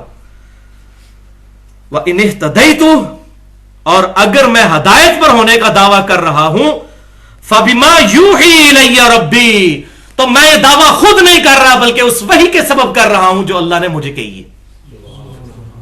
میرا خود دعویٰ نہیں کہ میں ہدایت پر ہوں، میں اس وحی کی بنیاد پہ بات کر رہا ہوں کہ میں ہدایت پہ ہوں اور تم گمراہ ہو. الحمدللہ میں بھی کتاب و سنت کے دلائل پہ یہ بات کرتا ہوں کہ یہ عقیدہ حق پر مبنی ہے اور یہ گمراہی پر. یہ میری اپنی بات نہیں ہے. تو یہ آیت مجھے سہارا دیتی ہے کہ اے نبی صلی اللہ علیہ وسلم آپ فرما دیجئے اگر میں ہدایت پر ہوں تو اس کی وجہ یہ وہی ہے جو اللہ تعالیٰ نے میری طرف نازل فرمائی ہے. الحمدللہ. انہو سمیع قریب، بے شک اللہ تعالیٰ سننے والا اور قریب ہے. اور پھر پوری امت کے لیے وہی آیت نمبر 71 سورہ الاحزاب، وَمَن يُطِعِ اللَّهَ وَرَسُولَهُ فَقَدْ فَازَ فَوْزًا عَظِيمًا. جو کوئی اللہ اور اس کے رسول کی اطاعت کرے گا تو بے شک وہ کامیاب ہوا اور بہت بڑی کامیابی پر پہنچ گیا. الحمدللہ رب العالمین. اس لیے بھائیو نبی صلی اللہ علیہ وسلم کی اگر آپ احادیث پڑھیں، یہ ایک پورا موضوع ہے لیکن میں اشارتاً ایک دو جملوں میں بات کر دوں. آپ صلی اللہ علیہ وسلم پوری زندگی کتاب اللہ اور سنت کے اوپر زور دیتے رہے. صحیح مسلم کھول کر دیکھیں، ہر تقریر سے پہلے آپ ایک جملہ ضرور بولتے تھے جو میرا بھی وہ خطبہ ہوتا ہے، اما بعد فإن خیر الحدیث کتاب اللہ. اس کے بعد آگاہ ہو جاؤ کہ سب سے بہترین کلام اللہ کی کتاب ہے. وخیر الہدی ہدی محمد صلی اللہ علیہ وسلم، اور ہدایت یافتہ راستہ محمد صلی اللہ علیہ وسلم کا ہے. وشر الامور محدثاتها، اور بدترین کام وہ ہیں جو دین میں خود سے داخل کیے جائیں. وکل محدثۃ بدعہ، اور تمام یہ نئے کام بدعتیں ہیں. وکل بدعۃ ضلالہ، اور تمام یہ نئے کام گمراہیاں ہیں. وکل ضلالۃ فی النار، اور تمام گمراہیاں دوزخ میں لے جانے والی ہیں. یہ صحیح مسلم میں، سنن نسائی میں، مسند امام احمد میں مکمل. اس میں نے پورا لیکچر دیا ہے جو اب ہم نے مسئلہ نمبر 1 کے نام سے اپلوڈ کر دیا ہے. 2 گھنٹے کی گفتگو ہے. یوم عرفہ 9 ذی الحجہ 1432 ہجری کو میں نے دی تھی امام الانبیاء کی دعوت قرآن. اس میں قرآن کے حوالے سے میں نے ڈیٹیل کے ساتھ الحمدللہ 50 آیات سے اس ایشو کو ریزالو کیا ہے. اب آخری اہم ترین مسئلہ اس کانٹیکسٹ میں یہ ہے جو منکرین حدیث اٹھاتے ہیں. وہ یہ کہتے ہیں کہ اہل سنت اور اہل تشیع کا جو اختلاف ہے، پھر آپ احادیث کا کیا کریں گے؟ ان کی احادیث لیں گے یا اہل سنت کی لیں گے؟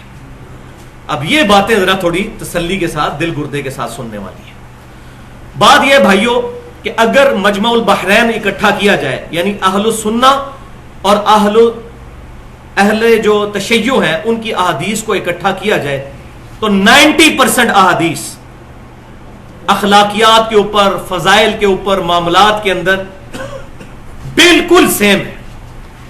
19-20 کا بھی فرق نہیں، صرف 10% پہ اختلاف ہے. تو اختلاف کو تو بعد میں دیکھ لیں گے نا. پہلے جو کامن ٹرمز ہے جو سورہ آل عمران کی آیت نمبر 64 ہے، یا اہل الکتاب تعالوا الی کلمۃ سواء بیننا وبینکم، اے اہل کتاب آؤ اس ایک بات پر ہم اکٹھے ہو جائیں جو تم میں اور ہم نے کامن ہے.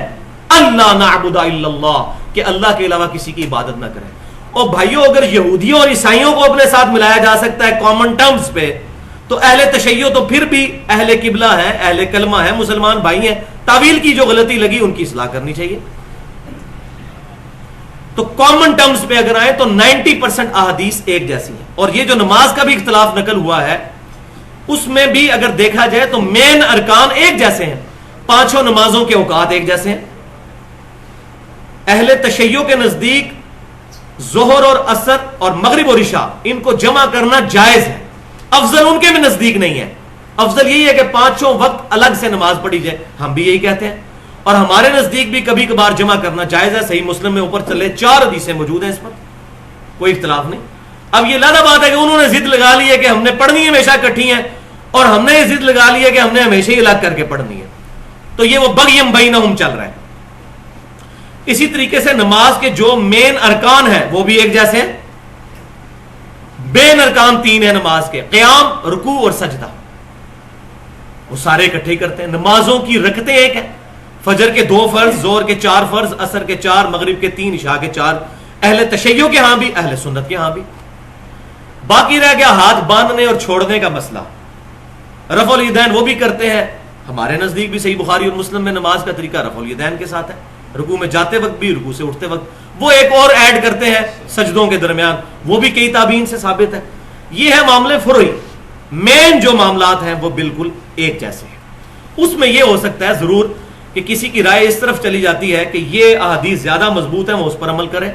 اگر ان کی رائے ان احادیث کی طرف گئی ہے تو اس پر عمل کر لیں. لیکن اس کی وجہ سے نہ تو وہ دار اسلام سے خارج ہو جاتے ہیں اور نہ ان کی نظر میں ہم دار اسلام سے خارج ہوتے ہیں.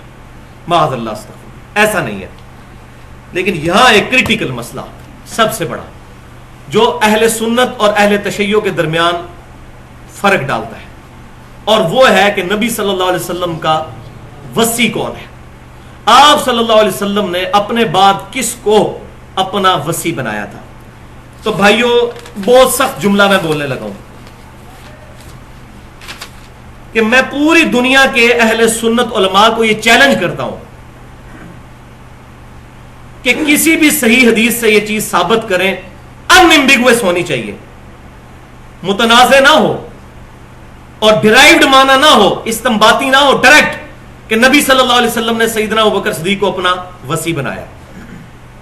بالکل اسی طریقے سے میں اہل تشیع کو بھی یہ چیلنج کرتا ہوں پورے وثوق کے ساتھ کہ وہ اپنے اصول محدثین پر اپنی کتابوں سے انیمبیگوس حدیث دکھا دیں کہ سیدنا علی کو نبی صلی اللہ علیہ وسلم نے اپنا وصی بنایا ہو.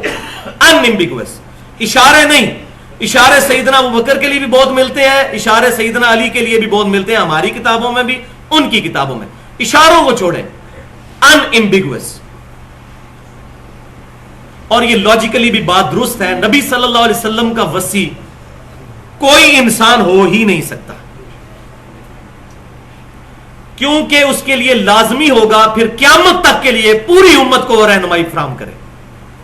تو کیا سیدنا علی زندہ ہے اس وقت؟ سیدنا ابوبکر صدیق زندہ ہے؟ اللہ کی جنتوں میں زندہ ہے، دنیا میں کوئی نہیں زندہ، نہ ہماری ان کے ساتھ کوئی کمیونیکیشن ڈائریکٹ ہو سکتی. تو نبی صلی اللہ علیہ وسلم اگر کسی شخصیت کو اپنا وصی بناتے تو 2 سال کے بعد سیدنا ابوبکر صدیق بھی فوت ہو گئے، 13 سال کے بعد سیدنا عمر بھی شہید ہو گئے، 25 سال کے بعد سیدنا عثمان بھی شہید ہو گئے، اور 30 سال کے بعد سیدنا علی بھی شہید، خلافت راشدہ ختم. اور آخری صحابی ابو طفیل عامر بن واصلہ رضی اللہ تعالی عنہ المتوفى 110 ہجری، نبی صلی اللہ علیہ وسلم کی وفات کے تقریباً 100 سال کے بعد فوت ہو گئے. آج آخری صحابی کو بھی فوت ہوئے 1322 سال گزر چکے ہیں. تو صحابہ اکرام نبی صلی اللہ علیہ وسلم کے وصی نہیں تھے. کیوں؟ کہ ان کا سٹیٹس بھی خود نبی صلی اللہ علیہ وسلم والا ہی ہو گیا. اگر آپ صلی اللہ علیہ وسلم دنیا سے جاتے وقت کسی کو وصی بنا کے گئے ہیں تو وہ لوگ بھی تو دنیا سے چلے گئے. آپ صلی اللہ علیہ وسلم کا وصی کون ہے؟ کتاب اللہ. صحیح بخاری اور مسلم کی متفق علیہ حدیث ہے. صحیح بخاری میں نبی صلی اللہ علیہ وسلم کے وفات کے چیپٹر میں کتاب المغازی کے اندر انٹرنیشنل نمبرنگ کے مطابق 4460 نمبر حدیث ہے. سیدنا عبداللہ بن ابی اوفا رضی اللہ تعالیٰ عنہ سے سیدنا طلحہ رحمت اللہ علیہ نے پوچھا کیا نبی صلی اللہ علیہ وسلم نے اپنا وصی کسی کو بنایا تھا؟ انہوں نے کیٹاگوریکل ڈینائی کیا کہ نہیں، البتہ آپ صلی اللہ علیہ وسلم نے ہمیں کتاب اللہ پر عمل کرتے رہنے کی وصیت فرمائی تھی۔ یہ ہے نبی صلی اللہ علیہ وسلم کا وصی، اور الحمدللہ اسی پر امت جڑ سکتی ہے۔ یہی اہل سنت اور اہل تشیع کے درمیان کامن بانڈ، کامن فیکٹر کے طور پر ہے۔ پھر غدیر خم پر آ جائیں۔ غدیر خم کی حدیث بھی متفق علیہ ہے اہل سنت اور اہل تشیع کے درمیان۔ صحیح مسلم میں اوپر تلے 4 حدیث ہیں کتاب الفضائل چیپٹر میں، انٹرنیشنل نمبرنگ کے مطابق 6225، 6226، 6227، 6228۔ اس میں آپ صلی اللہ علیہ وسلم حجۃ الوداع سے واپسی پر خم نامی گاؤں پر قیام کرتے ہوئے خطبہ دیتے ہیں اور فرماتے ہیں کہ اے لوگو آگاہ ہو جاؤ، میں بھی ایک انسان ہوں، قریب ہے کہ اللہ کا قاصد یعنی موت کا فرشتہ میرے پاس آئے اور میں اس کی دعوت قبول کر لوں۔ میں اپنے بعد تم میں 2 بھاری چیزیں چھوڑ کر جا رہا ہوں، ان میں سے پہلی چیز اللہ کی کتاب ہے۔ تم اللہ کی کتاب کو پکڑو، اپنا تعلق اس کتاب کے ساتھ مضبوط کرو۔ اللہ کی کتاب اللہ کی رسی ہے، جو اس کو پکڑے گا ہدایت پر ہوگا، جو چھوڑ دے گا گمراہ ہو جائے گا۔ وَاعْتَصِمُوا بِحَبْلِ اللَّهِ جَمِيعًا وَلَا تَفَرَّقُوا، یہ ہے اللہ کی رسی۔ پھر زید بن ارقم کہتے ہیں نبی صلی اللہ علیہ وسلم ہمیں ترغیب دلاتے رہے، اللہ کی کتاب، اللہ کی کتاب، اللہ کی کتاب۔ اور پھر فرمایا دوسری چیز میرے اہل بیت ہیں، میں اپنے اہل بیت کے معاملے میں تمہیں اللہ سے ڈراتا ہوں، میں اپنے اہل بیت کے معاملے میں تمہیں اللہ سے ڈراتا ہوں، کیونکہ آپ صلی اللہ علیہ وسلم کو یہ غیبی خبر دی گئی تھی کہ آپ کی امت آپ صلی اللہ علیہ وسلم کے بعد آپ کے اہل بیت کے ساتھ برا سلوک کرے۔ لہٰذا جن لوگوں نے سیدنا حسین کے ساتھ ظلم کیا، چاہے ڈائریکٹلی عبید اللہ ابن زیاد ہو یا انڈائریکٹلی یزید بن معاویہ، ہم کسی سے کوئی محبت نہیں کرتے، ان کا معاملہ اللہ کے سپرد کرتے ہیں۔ اور اسی پہ میرا وہ 2.5 گھنٹے کا ایکسپلوسیو لیکچر جس کو کہنا چاہیے، دھماکہ، حسینیت اور یزیدیت کا تحقیقی جائزہ، ہمارے اہل سنت پاک.com کے اوپر وہ رکھا ہوا ہے۔ اب غدیر خم پر بھی نبی صلی اللہ علیہ وسلم نے قرآن کو پکڑنے کا کہا، اہل بیت کے احترام کا کہا، اور یہ بات بھی ٹھیک ہے صحیح سند کے ساتھ، اہل سنت کی کتابوں میں موجود ہے کہ سیدنا علی کا ہاتھ پکڑا نبی صلی اللہ علیہ وسلم نے غدیر خم پر، ہاتھ بلند کر کے فرمایا من کنت مولا فہذا علی مولا، جس کا مولا میں ہوں اس کا مولا علی ہے۔ اور ساتھ آپ نے سورۃ الاحزاب کی آیت بھی تلاوت کی، النبی اولا بالمؤمنین من انفسہم، نبی صلی اللہ علیہ وسلم مومنین کی جانوں پر ان کی جان سے بھی بڑھ کر حقدار ہیں، اور ان کی بیویاں امت کی مائیں ہیں۔ تو پھر آپ صلی اللہ علیہ وسلم نے فرمایا کہ اگر میرا حق تمہاری جانوں پر جان سے بڑھ کر ہے، یعنی جان سے بڑھ کر مجھے محبوب سمجھتے ہو، مولا، مولا کا لفظی مطلب یہاں پر ہے دلی محبوب، جگری یار، اگر تم مجھے جگری یار بناتے ہو تو جس کا جگری یار میں ہوں اس کا پھر جگری یار سیدنا علی ہونے چاہیے۔ اب یہ اہل تشیع اہل سنت دونوں کہتے ہیں کہ یہ غدیر خم پر آپ نے فرمایا۔ تو بھائیوں اگر نبی صلی اللہ علیہ وسلم نے اپنا وصی بنانا ہوتا کسی کو، کسی پرسنالٹی کو، تو آپ حجۃ الوداع کے موقع پر فرما دیتے میدان عرفات میں۔ غدیر خم پہ تو صرف اہل شام اور اہل مدینہ رہ گئے تھے، اور انہی ظالم شامیوں نے ظلم کرنا تھا، اور نبی صلی اللہ علیہ وسلم نے ان کو ڈرایا کہ دیکھنا، اور یہی وہ شامی ہیں ظالم جو صفین میں سیدنا علی کے مقابلے پر بغاوت کی جن لوگوں نے، اور بعد میں سیدنا حسین کے ساتھ بھی ظلم کیا۔ تو یہ اہل شام کو اصل میں آپ صلی اللہ علیہ وسلم نے سنایا تھا، ورنہ جو صحیح مسلم میں 2950 نمبر حدیث ہے انٹرنیشنل نمبر کے مطابق، کتاب الحج چیپٹر میں حجۃ الوداع کا جو خطبہ صحیح مسلم میں ہے، اس میں نبی صلی اللہ علیہ وسلم نے صرف قرآن کا ذکر کیا۔ میں اپنے بعد تم میں ایک ایسی چیز چھوڑ کر جا رہا ہوں، اپنے بعد تم میں وہ چیز چھوڑ کر جا رہا ہوں کہ اگر مضبوطی سے پکڑ لیا کبھی گمراہ نہیں ہوگے، اور وہ اللہ کی کتاب ہے۔ صحیح مسلم میں صرف اللہ کی کتاب کا ذکر ہے۔ یہ سنت والی جو حدیث ہے مستدل الحاکم میں بڑی کھینچ تان کے حسن درجے تک پہنچتی ہے۔ صحیح مسلم کی جو حدیث ہے کتاب اللہ، اور سنت اور حدیث کو ماننا دراصل کتاب اللہ ہی کو ماننا ہے۔ پچھلے 82 منٹ یہی تو میں نے ثابت کیا ہے، قرآن ہی نے سنت کی طرف گائیڈ کیا۔ تو حجۃ الوداع پر بھی نبی صلی اللہ علیہ وسلم نے اپنا وصی قرآن کو فرمایا۔ لہذا یہ معاملہ بھی انشاءاللہ کنکلوڈ ہو جائے گا، اور یہ بات آج ہمیں سمجھ آ چکی ہے۔ 11 ستمبر 2001 کے بعد ٹوئنز ٹاور کا جو اٹیک ہوا، پلین ٹروتھ میگزین امریکہ کا، اس کے فگرز ہیں 34,000 امریکنز نے قرآن پاک کا ترجمہ انگریزی میں پڑھ کر اسلام قبول کیا، اور کلنٹن 2007 میں آیا, جیو کو انٹرویو دیتے ہوئے اس نے کہا اسلام از دا فاسٹسٹ گروئنگ ریلیجن ان امریکہ. 2050 تک مسلمانوں کی تعداد امریکہ میں سب سے زیادہ ہو جائے گی اس معجزے قرآن کی وجہ سے, جو بخاری اور مسلم کی متفق علیہ حدیث ہے. اللہ نے تمام نبیوں کو کوئی نہ کوئی معجزہ دیا, اور ان پر جو لوگ ایمان لاتے تھے ان کے معجزوں کی وجہ سے, اور اللہ نے مجھے سب سے بڑا معجزہ دیا ہے القرآن, وہی. میں اللہ سے امید کرتا ہوں قیامت والے دن سب سے زیادہ جنتی میری امت سے ہوں گے, کیونکہ میرا معجزہ سب سے بڑا ہے. اور صحیح بخاری اور مسلم کی متفق علیہ حدیث ہے کہ جنتیوں کا نصف آپ صلی اللہ علیہ وسلم کی امت سے ہے اس قرآن کی وجہ سے. تو یہ ہے وسیع. لہذا یہ اہل تشیع اور اہل سنت کا جو سمجھے کہ متنازع مسئلہ تھا, کنفلکٹنگ ایشو, اس کو میں نے بڑے احسن طریقے سے اس معاملے میں ریزالو کر دیا. یہاں میں ضروری سمجھتا ہوں کہ 2 لیکچرز ہمارے اہل سنت پاک.com پہ رکھے ہوئے ہیں. ایک ہے امام الانبیاء کی دعوت قرآن, 2 گھنٹے کا ایکسکلوسیولی قرآن پاک کی اہمیت اور 50 آیات سے قرآن کی دعوت کا خلاصہ. اور دوسرا ہے اللہ کون ہے, 1.25 گھنٹے کا, Who is Allah in the light of latest scientific research. جدید سائنسی تحقیق کی روشنی میں آج سے 4 سال پہلے تقریباً میں نے وہ لیکچر دیا تھا کہ جو غیر مسلم آج تیزی سے مسلمان ہو رہے ہیں ان سائنٹیفک فیکٹس کی وجہ سے, کہ جو 20ویں صدی میں دریافت ہوئے ہیں, اور قرآن پاک میں ٹائنیز ڈیٹیل تک وہ چیزیں بالکل اس طریقے سے موجود ہیں جو اب آ کے سائنٹسٹ نے دریافت کی ہیں. یہ ہے وجہ ان کی اسلام کی طرف آنے کی. صحیح بخاری اور صحیح مسلم کی متفق علیہ حدیث, آپ صلی اللہ علیہ وسلم نے خود خلیفہ ڈکلیئر کیا ہے روحانی اس کتاب کو. صحیح بخاری اور مسلم کی متفق علیہ حدیث ہے, آپ صلی اللہ علیہ وسلم نے فرمایا تمام انبیاء پر ایمان لانے والے لوگوں کی تعداد ڈیپینڈ کرتی ہے اس نبی کو دیے گئے معجزے پر. مجھے اللہ تعالیٰ نے سب سے بڑا معجزہ وحی کا معجزہ دیا ہے. میں اللہ سے امید کرتا ہوں کہ قیامت والے دن سب سے زیادہ متبعین میری امت سے ہوں گے, کیونکہ میرا معجزہ سب سے بڑا ہے. اور یہ آج ہمیں پتا چل رہا ہے. 11 ستمبر 2001 کے ٹوئنز ٹاور کے اٹیک کے بعد 9 مہینے میں 34,000 امریکنز نے قرآن کا ترجمہ انگریزی میں پڑھ کر اسلام قبول کیا ہے. اور کلنٹن 2007 میں پاکستان آیا, جیو کو انٹرویو دیتے ہوئے اس نے یہ بات کہی کہ اسلام از دا فاسٹسٹ گروئنگ ریلیجن ان امریکہ. اور یہ پریڈکٹ کیا جا رہا ہے کہ 2050 تک امریکہ میں سب سے زیادہ تعداد میں مسلمان ہوں گے اس قرآن معجزے کی وجہ سے, الحمدللہ. اور اس پر میری پوری گفتگو ہے یوم عرفہ 1432 ہجری میں نے دی تھی, مسئلہ نمبر 54 کے نام سے امام الانبیاء کی دعوت قرآن صلی اللہ علیہ وسلم. اور اسی پر ریسرچ پیپر نمبر 4 بھی ہے, 50 آیات سے قرآن کی دعوت کا خلاصہ.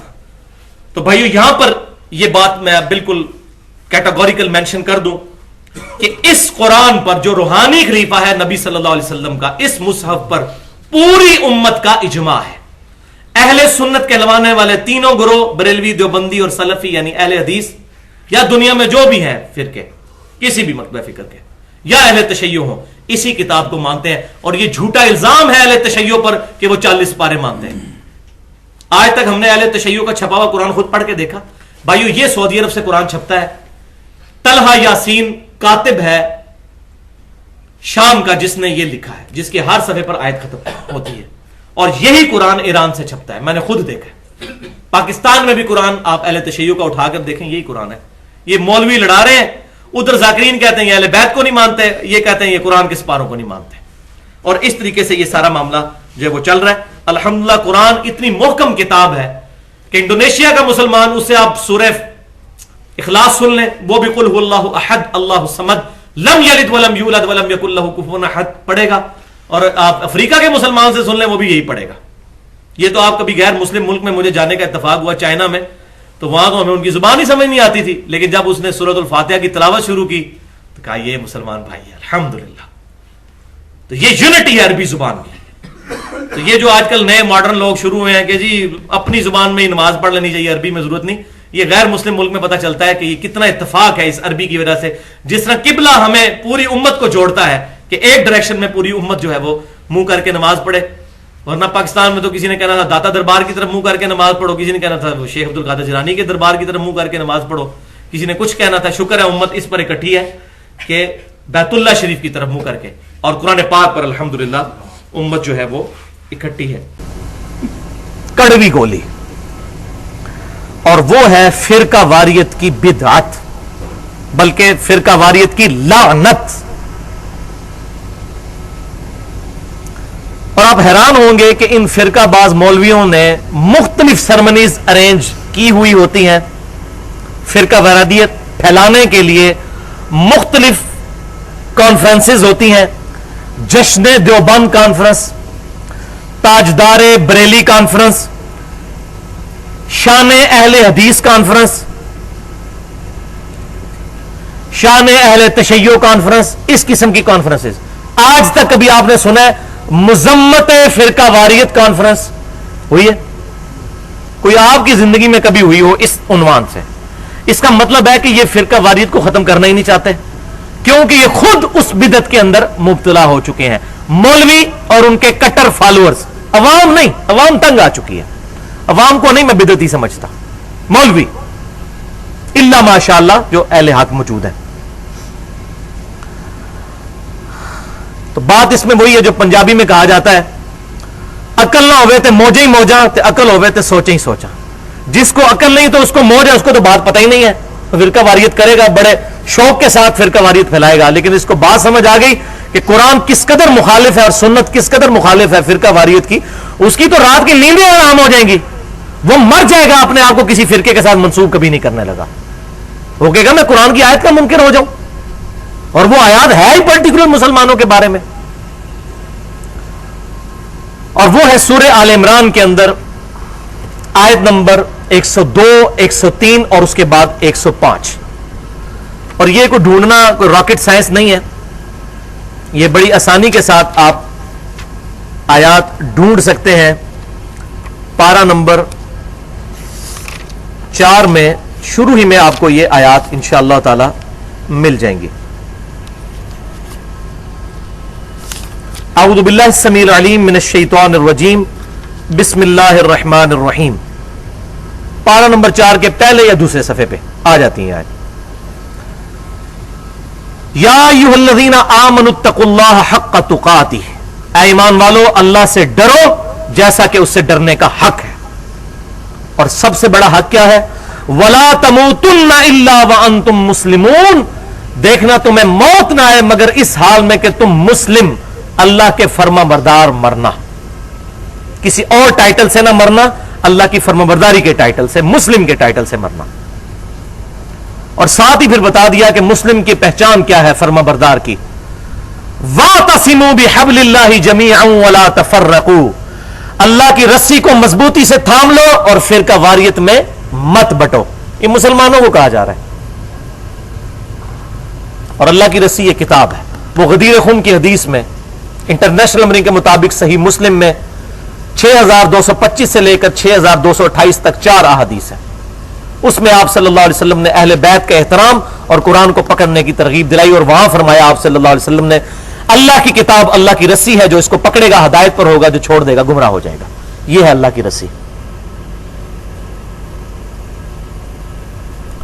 اس کو پکڑو اور فرقہ واریت میں مت بٹو. یہ تو تھا پازیٹو انداز سمجھانے کا. ایک ہے اس کا سائملٹینیس کنٹراسٹ. وہ 2 آیتیں چھوڑ کر سخت ترین آیت ہے، وہ اس سے بھی زیادہ سخت ہے. اور میں حیران ہوں کہ وہ آیت لوگ کوٹ کیوں نہیں کرتے. اور وہ آیت ہے سورہ آل عمران کی 105. یہ 103 تھی، وہ 105.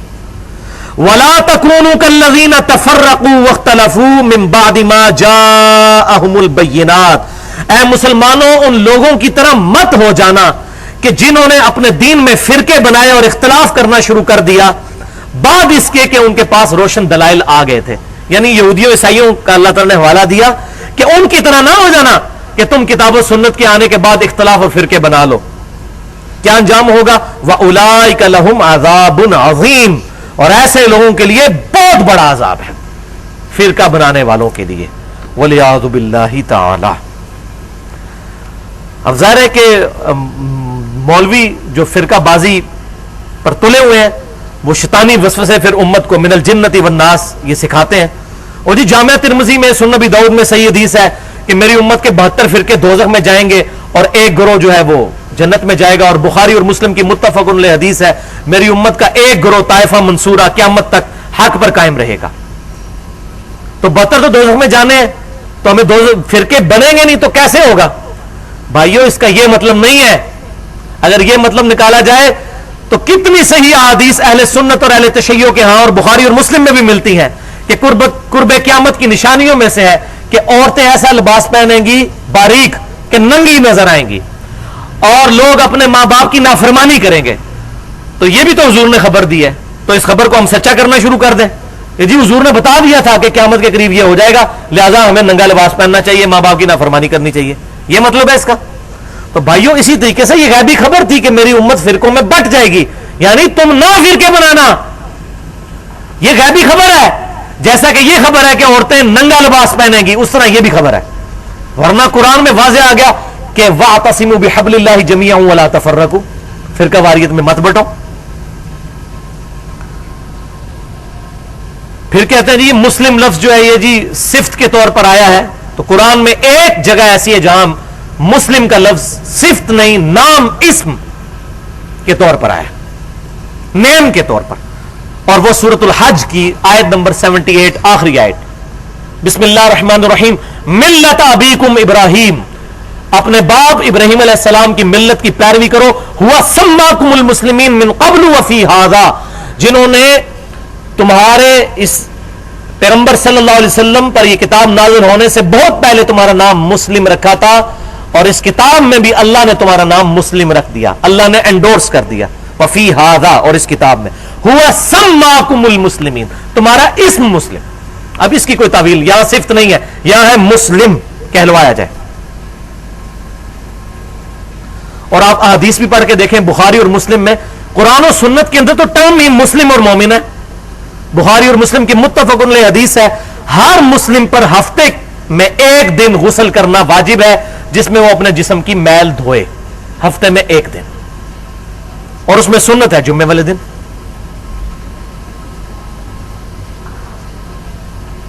تو وہاں الفاظ ہے مسلم, بریلوی دیوبندی اہل حدیث شیعہ نہیں کہا, فرمایا مسلم. قرآن اور حدیث کی ٹرم ہے مسلم مؤمن. اچھا اب یہ باتیں کرنے شروع کریں گے, ان کے پاس ایک اور پھر ہتھیار آ جاتا ہے, اور یہ تو جماعت المسلمین کی دعوت دے رہے ہیں. یہ مولوی ایسے زہریلے الفاظ استعمال کرتے ہیں. جماعت المسلمین یہ دعوت دے سکتی ہے؟ وہ تو تکفیری پارٹی ہے, وہ تو اہل قبلہ اور اہل کلمہ کو کافر کہتے ہیں. ہم تو ان کے خلاف کھڑے ہوئے ہیں کہ وہ ایک صحیح نام صحیح سٹانس کے اوپر غلط طریقے پر چل رہے ہیں. ہم تو تکفیر کی مذمت کرتے ہیں, ہم تو کہتے ہیں صحابہ نے خوارج کی تکفیر نہیں کی ہے. تو یہ زہریلے الفاظ ہیں. بالکل وہی بات, کوئی توحید کی بات کرے تو کہہ دو یہ وہابی ہے, کوئی اہل بیت کی بات کرے کہو تو یہ رافضی ہو گیا, یہ تو شیعہ ہو گیا. کوئی صحابہ کی بات کر لے اس کو کوئی یہ دیوبندی ہے. کوئی نبی صلی اللہ علیہ وسلم سے سچی عقیدت کی بات کر دے تو اس کو کہہ دو کہ جناب یہ تو بریلوی ہے. اور کوئی کہ یعنی کتاب و سنت کے منہج پر ہم کسی بڑے سے بڑے بزرگ کی کسی بات کو حق نہیں مانتے, تو کہتے ہیں یہ تو وہابی ہے, یہ تو اہل حدیث ہے. بس یہ زہریلے الفاظ سکھا دیے مولویوں نے, ایک دوسرے کو کہتے رہو تاکہ مت مار دو اس کی. یہ ہے ایسا لفظ بولو مت ماری جائے, اگلی بات ہی نہ سنے.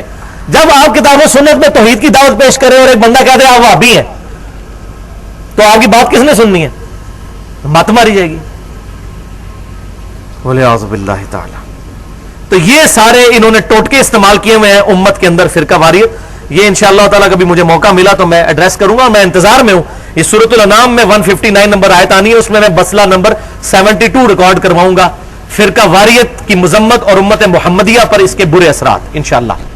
بل وہ آیت سن لیجئے, سخت ترین آیت قرآن پاک میں فرقہ واریت کے حوالے سے. بسم اللہ الرحمن الرحیم, سورۃ الانعام آیت نمبر 159. ان الذین فرقوا دینہم وکانوا شیعا, بے شک جن لوگوں نے دین میں فرقے بنائے اور اپنے آپ کو گروہوں میں بانٹ لیا. لست منہم فی شیء, اے نبی صلی اللہ علیہ وسلم آپ کا ان سے کوئی تعلق اور واسطہ ہی نہیں ہے. انما امرہم الی اللہ, ان کا معاملہ اللہ کے سپرد کیجئے. ثم ینبئہم بما کانوا یفعلون, اللہ قیامت والے دن ان کے برے کرتوت ان کو بتا دے گا جو انہوں نے حرکتیں کی تھیں. تو جو شخص فرقہ واریت کرتا ہے نبی صلی اللہ علیہ وسلم کا امتی ہی نہیں ہے. وَلِعَوْذُ بِاللَّهِ تَعَالَى.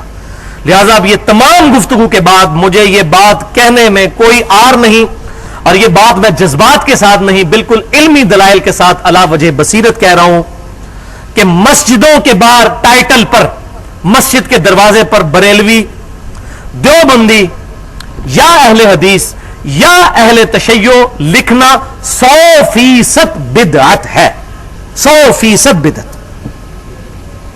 بلکہ دنیا کی سب سے بڑی اگر کوئی بدعت ہے جو عقیدے میں داخل کی گئی قرآن کی مخالفت میں، وَاعْتَصِمُوا بِحَبْلِ اللَّهِ جَمِيعًا وَلَا تَفَرَّقُوا، وہ یہی بدعت ہے جو بڑی میٹھی پڑیا کے ساتھ ہمیں ہضم ہو گئی، جو جہاں پیدا ہوا وہ وہی خوش ہے۔ اس لیے میں بڑا ننگا جملہ بولتا ہوں کہ قادیانی صرف اس لیے کافر ہے کہ آپ کے امی ابو قادیانی نہیں ہے، ورنہ اگر آپ کے اور میرے امی ابو قادیانی ہوتے تو ہم بڑے آسانی کے ساتھ اپنے آپ کو مسلمان اور غیر قادیانیوں کو کافر سمجھ رہے ہوتے ہیں۔ تو اس لیے جو بریلوی ہے وہ سمجھتا ہے میں ہی پورا اسلام بریلویت ہے، باقی سارے خاری ہیں، اور ایسی ایسی تقریریں کرتے ہیں لوگ، بریلوی دیوبندی اہل حدیث سارے اہل تشیع، وہ یہ بتا رہے ہوتے ہیں کہ اسلام کے اندر یہ فرقے نہیں، پورا اسلام ان فرقوں کے اندر ہے، اور جی جنت میں صرف بریلوی جائے گا، جنت میں صرف دیوبندی یا اہل حدیث یا اہل تشیع جائے گا، باقی سارے دوزخین ہیں۔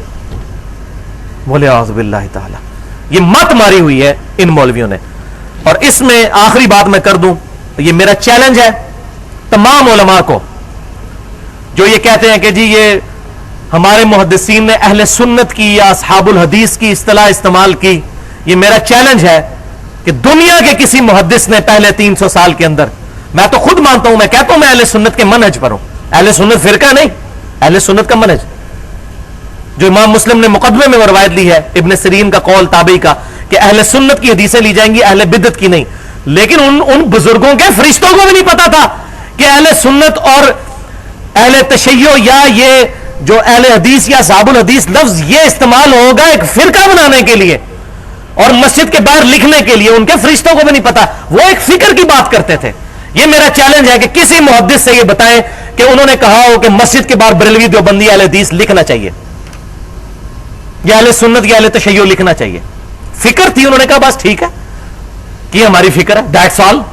لیکن اس کی بنیاد کے اوپر فرقے بنانا، مسجدیں الگ کر لینا، باقیوں کو کافر، گستاخ رسول، مشرک، اس طرح کے فتوے لگا کے لاگا کر دینا، یہ تو کسی نے نہیں کیا تھا، یہ تو ان کے فرشتوں کو بھی نہیں پتا تھا کہ اس کا کیا انجام ہونا ہے۔ تو یہ تو ہوگا میرا علمی جواب، لیکن آپ کو پتا ہے کہ ایک اور جواب ہے جس کے بغیر کام نہیں چلتا۔ وہ کون سا جواب ہے؟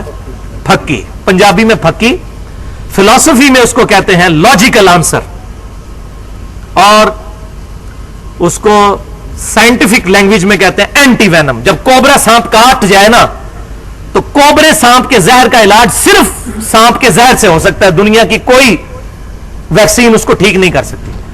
وہ کوبرے سانپ کے زہر سے ہی اینٹی وینم تیار ہوتا ہے، اس وینم کا علاج اینٹی وینم۔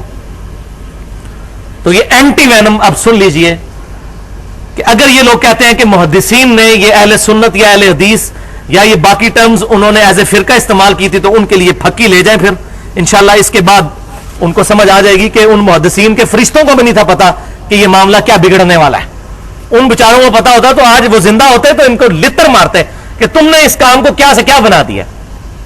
وہ پھکی یہ ہے، وہ علم الکلام سے جواب یہ ہے، فلسفی سے، منطق سے، کہ امام شافعی رحمت اللہ علیہ کا قول اشعار کی شکل میں صحیح سند کے ساتھ دنیا میں تمام محدثین نے نقل کیا ہے ان کے تعارف کے اندر، صحیح سند کے ساتھ اسماء الرجال کی کتابوں میں۔ اور امام شافعی کو پکڑ لیا، سمجھ لیں اہل سنت کی منڈ کو پکڑ لیا آپ نے۔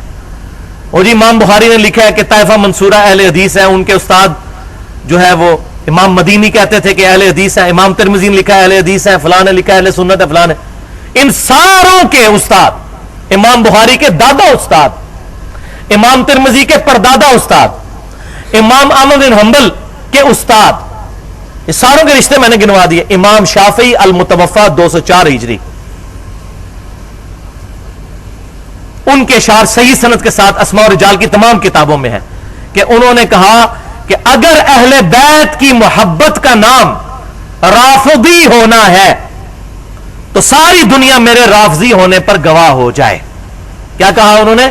اگر اہل بیت کی محبت کا نام رافضی یا شیعہ ہونا ہے تو میرے رافضی اور شیعہ ہونے پر گواہ ہو جاؤ، میں شیعہ ہوں پھر، اگر اہل بیت سے محبت کا نام تم یہ رکھتے ہو۔ تو کیا مطلب ہے کہ انہوں نے یہ کہا کہ میرا فرقہ شیعہ؟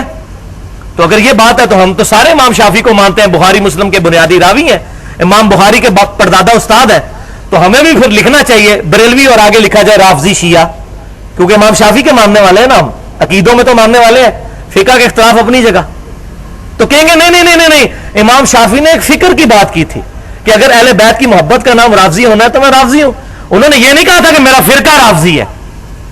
تو بھائیو اسی طریقے سے محدثین نے فکر کے طور پر کہا اہل سنت یا اہل حدیث. انہوں نے کہیں نہیں کہا کہ اس کو مسجدوں کے باہر لکھا جائے. ورنہ اگر کسی نے لکھنا ہے تو جو امام بخاری کو, امام ترمذی کو, امام احمد بن حنبل کو ماننے والا ہے, وہ ان کے سب سے بڑے استاد امام شافعی, جو اہل سنت کے سب سے بڑے استادوں میں سے ایک استاد اور محدث ہے, ان کے کہنے پر پھر اپنی مسجدوں میں لکھیں رافضی.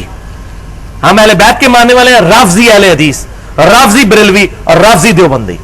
تو پھر یہ سارے بیک فوٹ پہ چلے جائیں گے. تو اس پہ میں کہتا ہوں امام شافعی اگر آج زندہ ہوتے تو میں اس میں بات کرتا کہ فکر کے طور پر اگر اہل بیت کی محبت کا نام رافضی ہونا ہے تو میں رافضی ہوں. اگر صحابہ کی محبت کا نام دیوبندی ہونا ہے تو میں دیوبندی ہوں. اگر نبی صلی اللہ علیہ وسلم سے سچی عقیدت کا نام بریلویت ہے, اگر غلو کے درجے میں نہ ہو تو میں بریلوی ہوں.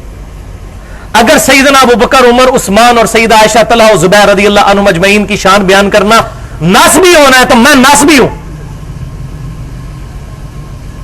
اور اگر کتاب و سنت کو سلف کے منہج پر ماننا اور اس کے مقابلے پر کسی بڑے سے بڑے امام کی بات کو, امام کی رسپیکٹ اپنی جگہ, لیکن اس کی بات کو کتاب و سنت کے مقابلے پر قبول نہ کرنا اور کتاب و سنت اور اجماع کو برتری دینا, اس کا نام اہل حدیث ہونا ہے. میں اہل حدیث ہوں. لیکن یہ ساری چیزیں فکر کے طور پر, جسٹ فکر. ہاں جی بھائیو, اب آتے ہیں اس لیکچر کا ڈراپ سین, بدعتی امام کے پیچھے نماز پڑھنے کا مسئلہ. بڑی کڑوی باتیں ہیں, لہذا اس کو میٹھا کرنے کے لیے ایک دفعہ دروشی پڑھ لیجئے. اللہم صلی علی محمد وعلی آل محمد کما صلیت علی ابراہیم وعلی آل ابراہیم انک حمید مجید. اللہم بارک علی محمد وعلی آل محمد کما بارکت علی ابراہیم وعلی آل ابراہیم انک حمید مجید. بھائیو, بدعتی امام کے پیچھے نماز پڑھنے کے متعلق اپروپریٹ ایٹیچیوڈ کیا ہونا چاہیے, متوازن رویہ کیا ہونا چاہیے. اس ٹاپک کو اگر ہر اینگل سے ڈسکس کیا جائے تو گھنٹوں ریکوائرڈ ہے, گھنٹوں. لیکن انشاءاللہ میں اللہ کی مدد سے مختصر وقت کے اندر ایسی گفتگو اس ٹاپک پہ کروں گا جو ایک انٹلیکچوئل کو بھی سمجھ آ جائے اور ایک عام آدمی کو, ایک ڈاکٹر اور انجینئر کو بھی, اور ایک موچی کو بھی, اور ایک ریڈی مان کو بھی, انشاءاللہ تعالی. اور اس ٹاپک پہ میں نے تمام مکاتب فکر, خواہ وہ اہل سنت سے تعلق رکھنے والے ہوں, بریلوی, دیوبندی یا اہل حدیث یا اہل تشیع, میں نے ان کی کتابیں پڑھی ہیں. اور بڑا افسوس ہوا کہ یہ تمام علماء اپنے علاوہ دوسرے مکتبہ فکر سے تعلق رکھنے والے اماموں کے بارے میں بڑے اعتماد کے ساتھ کہتے ہیں کہ ان کے پیچھے نماز نہیں ہوتی, اور سارے تھوک کے ساتھ فتوے لگا کے ایک دوسرے کو بدعتی کہتے ہیں. تو لہٰذا ان کتابوں کا کیا رزلٹ نکلے گا وہ آپ پھر خود سمجھ سکتے ہیں. جس کی کتاب تو وہ پھر یہی ہے کہ اگر میرے امی ابو قادیانی ہوتے تو میں قادیانی ہوتا. تو وہ تحقیق تو پھر کسی نے نہیں کرنی, حق بات کو تلاش کرنے کی, معاذ اللہ استغفر اللہ. تو حق بات کو تلاش کرنے کے لیے ہر بندے کی بات ہر مکتبہ فکر کی سننی چاہیے. اور میں نے یہی کیا کہ علماء سے بحثیں بھی کی, ان کی کتابیں بھی پڑھی, اور الحمدللہ یہ جو دلائل میں نے جب رکھے تو بڑے بڑے علماء, میں ان کا نام نہیں لیتا تاکہ یہ نہ ہو کہ فلاں عالم کی گستاخی کر دی, ان دلائل کے سامنے وہ لاجواب ہے. ہٹ درمی کرے وہ علیحدہ بات ہے, لیکن اگر یہ ٹی وی پہ میری گفتگو ان علماء کے ساتھ چلا دی جائے پبلکلی لائیو, تو عوام کو پتہ چل جائے گا کہ ان مولویوں کے پاس کوئی چیز نہیں ہے دکھانے کو جو انہوں نے اپنے نقطہ نظر اڈاپٹ کیا ہوا ہے.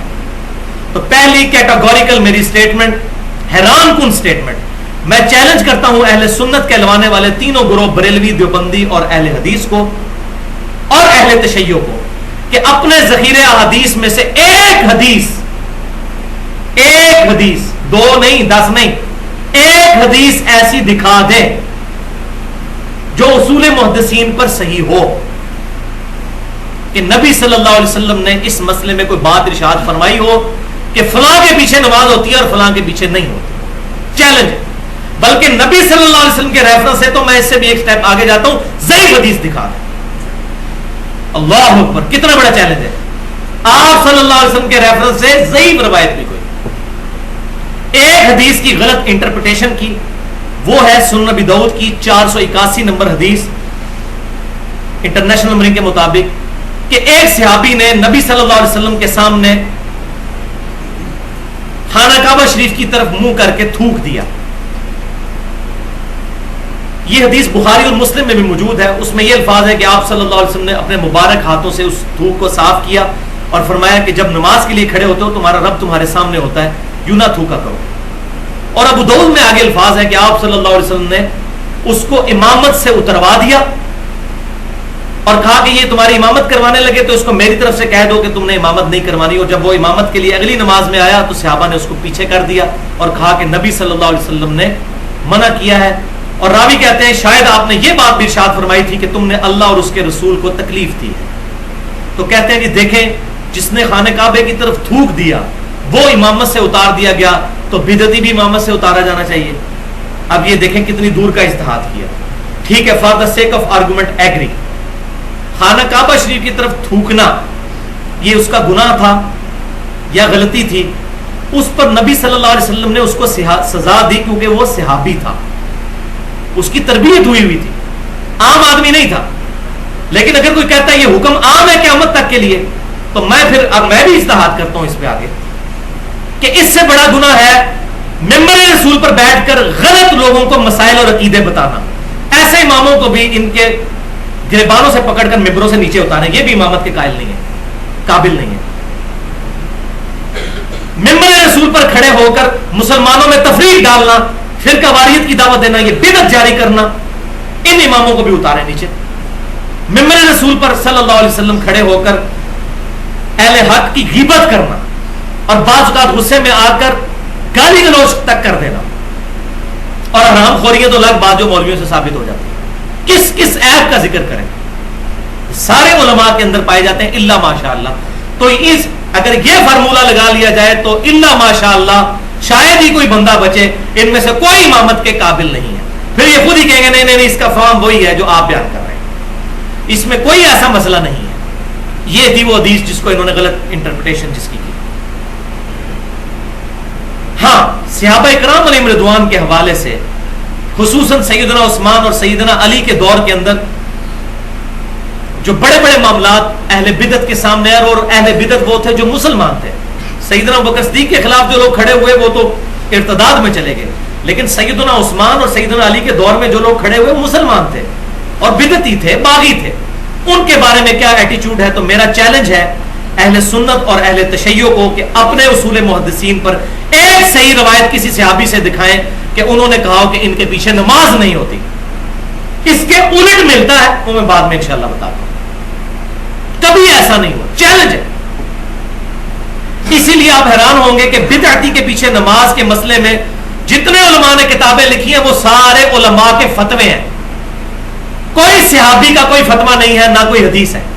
اور جی فلاں امام فرماتے ہیں تو فلاں بزرگ فرماتے ہیں, وہی بزرگ فرماتے ہیں, حضرات فرماتے ہیں, اور کسی ایک بات پر کوئی متفق ہی نہیں ہے.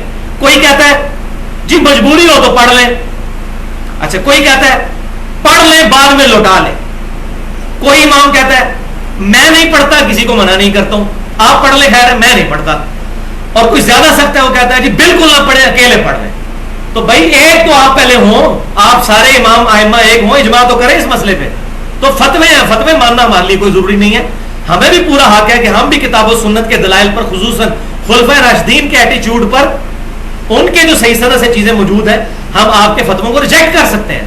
یہ علم کا میدان ہے, اس میں کسی امام یا کسی مولوی کسی کی داڑھی یا پگڑی نہیں ناپی جائے گی, یہ تو علم کی.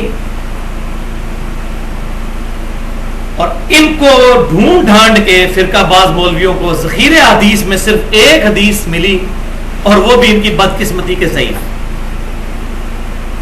سیدنا عبداللہ بن عمر رضی اللہ تعالیٰ عنہ کے بارے میں جامعہ ترمذی میں انٹرنیشنل نمبر کے مطابق 198 نمبر حدیث موجود ہے ابواب الصلاح چیپٹر میں, کہ ابن عمر ایک مسجد میں داخل ہوئے تو وہاں پر جو مؤذن تھا وہ تصویب کہہ رہا تھا. تصویب کہتے ہیں اقامت کے علاوہ لوگوں کو کہنا کہ نماز پڑھنے کے لیے قریب قریب تشریف لے آئیں, یا اسی طریقے سے اذان کے ساتھ کوئی الفاظ ایڈ کر دینا اپنی طرف سے. تو عبداللہ بن عمر نے اپنے شاگرد مجاہد تابعی سے فرمایا کہ مجھے اس بدعتی کی مسجد سے باہر نکالو, اور انہوں نے اس کے پیچھے نماز نہیں پڑھی. تو کہتے ہیں دیکھیں جی بدعتی کے پیچھے نماز نہیں پڑھی, لیکن یہ حدیث اصول محدثین پر ضعیف ہے, اور خوشی کی بات یہ ہے میرے لیے اور ان کے لیے پریشانی کی کہ امام ترمذی نے حدیث لکھ کے ساتھ لکھ دیا ہے خود کہ اس حدیث میں جو ابو اسرائیل راوی ہے جس کا نام اسماعیل بن خلیفہ ہے وہ محدثین کے نزدیک ضعیف ہے. اور امام بخاری رحمۃ اللہ علیہ نے کتاب الضعفاء میں اس راوی کو لکھا کہ ضعیف راوی ہے, اس سے حدیث نہیں لی جائے گی. امام ترمذی نے بھی لکھ دیا, امام بخاری نے بھی لکھ دیا, اور دور حاضر میں دو بڑے محققین شیخ ناصر الدین البانی المتوفا 1999 عیسوی جو مفتی اعظم محدث اعظم سعودی عرب تھے, انہوں نے بھی اس حدیث کو ضعیف کہا, اور ہمارے اس ملک کے اندر شیخ زبیر علی زئی حافظہ اللہ انہوں نے بھی اس روایت کو ضعیف قرار دیا. اور اسی سے ایک ملتی جلتی روایت تھی سنن نبی داؤد میں 538 جس کو کافی عرصے تک زبیر علی زئی صاحب صحیح کہتے رہے, لیکن الحمدللہ اب انہوں نے بھی رجوع کر لیا. اسی روایت پہ انہوں نے بدعتی کے پیچھے نماز والے مسئلے والی کتاب لکھی تھی, لیکن یہ روایت اب فارغ ہو چکی ہے. اور اس روایت کے اندر ابو یحییٰ ضعیف راوی ہے جس کو احمد بن حنبل رحمۃ اللہ علیہ کہتے ہیں, اس سے حدیث نہیں لی جائے گی. باقی محدثین نے بھی اس پر جو ہے وہ سخت کلمات بولے ہیں, لہذا اس کے علاوہ کوئی ایک روایت بھی موجود نہیں.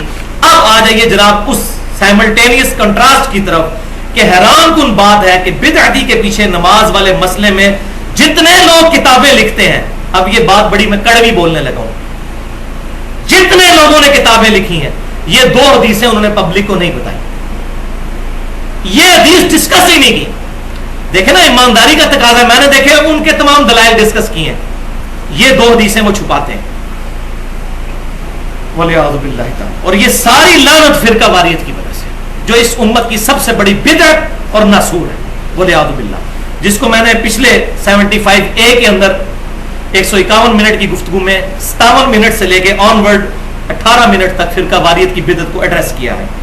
اب وہ سن لیجئے, وہ ہے صحیح بخاری میں پہلی حدیث انٹرنیشنل نمبرنگ کے مطابق 695 کتاب الاذان چیپٹر میں امام بخاری نے باب باندھا ہے باغی اور بدعتی کے پیچھے نماز کا حکم کیا ہے, یہ ہوتی ہے کہ نہیں. وہ انہوں نے کہا اس سے آپ خود ہی اندازہ لگا لیجئے. پہلے وہ معلق روایت اوپر لے کے آئے حسن بصری تابعی المتوفا 110 ہجری کا قول جو 70 صحابہ کے شاگرد ہیں, کہ وہ کہتے ہیں بدعتی کے پیچھے نماز پڑھ لو, اس کی بدعت کا وبال اسی پر ہوگا. حسن بصری امام بخاری لے کر آئے, اس کی پوری سند ابن حجر اسقلانی رحمۃ اللہ علیہ نے نقل بھی کی ہے, وہ معلق روایت لے کے آئے بغیر سند کے, لیکن اس کی سند بھی موجود ہے. امام بخاری نے اس سے رزلٹ اخذ کیا ہے بدعتی اور باغی کے پیچھے نماز پڑھنے کا جواز ہے. اور ساتھ ہی 695 نمبر حدیث شروع ہوتی ہے کہ خلیفہ راشد سیدنا عثمان ابن عفان رضی اللہ تعالیٰ عنہ کے مبارک دور میں باغیوں نے ان کو محصور کر لیا ان کے گھر میں, اور مسجد نبوی پر قبضہ کر کے وہ نمازیں پڑھانے لگے. تو ایک صحابی عبید اللہ بن عدی رضی اللہ تعالیٰ عنہ حاضر ہوئے اور کہا کہ اے عثمان ابن عفان, ہمارے امام تو آپ ہیں, اور آپ کی جو حالت ہے وہ آپ دیکھ رہے ہیں کہ آپ کو انہوں نے قید کر دیا اور مسجد پہ قبضہ کر کے فتنوں کا امام ہمیں نمازیں پڑھاتا ہے. امام الفتنہ الفاظ ہے. ہمیں ڈر ہے کہ ہم گناہگار نہ ہو جائیں اس کے پیچھے نماز پڑھ کے. الفاظ ذرا سنتے جائیں, تو ہم ان کے پیچھے نماز پڑھ لیا کریں. قربان جاؤں سیدنا عثمان کے, علیکم بسنتی و سنت الخلفاء الراشدین المہدیین. اسی حدیث میں ہے کہ بدعتوں سے بچنا, خلفاء راشدین کو پکڑنا. اصل بدعت خلیفہ راشد کے خلاف خروج ہے, چاہے سیدنا عثمان کے خلاف ہوا یا سیدنا علی کے خلاف. سب سے زیادہ ان کو پتا تھا کہ بدعتی میرے خلاف خروج کر رہے ہیں, ان کو کس طرح ایڈریس کرنا ہے. سیدنا عثمان نے ارشاد فرمایا کہ نماز تو مسلمانوں کا ایک اچھا عمل ہے جو وہ کر رہے ہیں, اچھے عمل میں ان کا ساتھ دو, اور جب وہ برائی کریں تو پھر ان سے الگ رہنا. اللہ اکبر. ایگزیکٹ یہی آیت ہے قرآن پاک میں, وَتَعَاوَنُوا عَلَى الْبِرِّ وَالتَّقْوَى وَلَا تَعَاوَنُوا عَلَى الْإِثْمِ وَالْعُدْوَانِ. سورۃ المائدہ آیت نمبر 2. نیکی اور پرہیزگاری کے کاموں میں ایک دوسرے کی مدد کرو اور برائی میں الگ رہو. خلیفہ راشد نے بالکل صحیح فرمایا, الحمدللہ. اور صحیح بات ہے, نیکی کا کام کر رہے ہیں. نماز میں کوئی یا علی مدد تو نہیں کہتا, یا شیخ عبد القادر جیلانی مدد تو نہیں کہتا. نماز میں تو سارے ایاک نعبد و ایاک نستعین پڑھتے ہیں. پوری نماز میں کوئی شرک نہیں کرتا, کوئی بات عقیدگی نہیں کرتا. اور الحمدللہ جو خوش نصیب امام کے پیچھے سورۃ الفاتحہ اپنی بھی پڑھتے ہیں, ان کی تو پیرلل میں نماز ویسے ہی آپس میں پیچھے جاری ہے, ان کو تو ٹینشن ہی نہیں ہونی چاہیے. اور دوسری طرف کتاب و سنت کے منہج کے لوگ یہ مسئلہ بتاتے ہیں لوگوں کو کہ اگر امام بغیر وضو کے بھی نماز پڑھا دے اور آپ کو پتہ بھی چل جائے بعد میں تو نماز لوٹانے کی ضرورت نہیں ہے. کیوں نہیں ضرورت؟ بغیر وضو کے پڑھائی، پتہ بھی چل گیا. وہ کہتا ہے جی اس کی نماز کا وبال اس پہ ہے. تو یہاں بھی سیدنا عثمان نے بدعت کے والے معاملے میں بھی کہا، اور امام بخاری نے اس پر منہج اپنا لکھ دیا کہ بدعتی اور باغی کے پیچھے نماز پڑھنے کا حکم.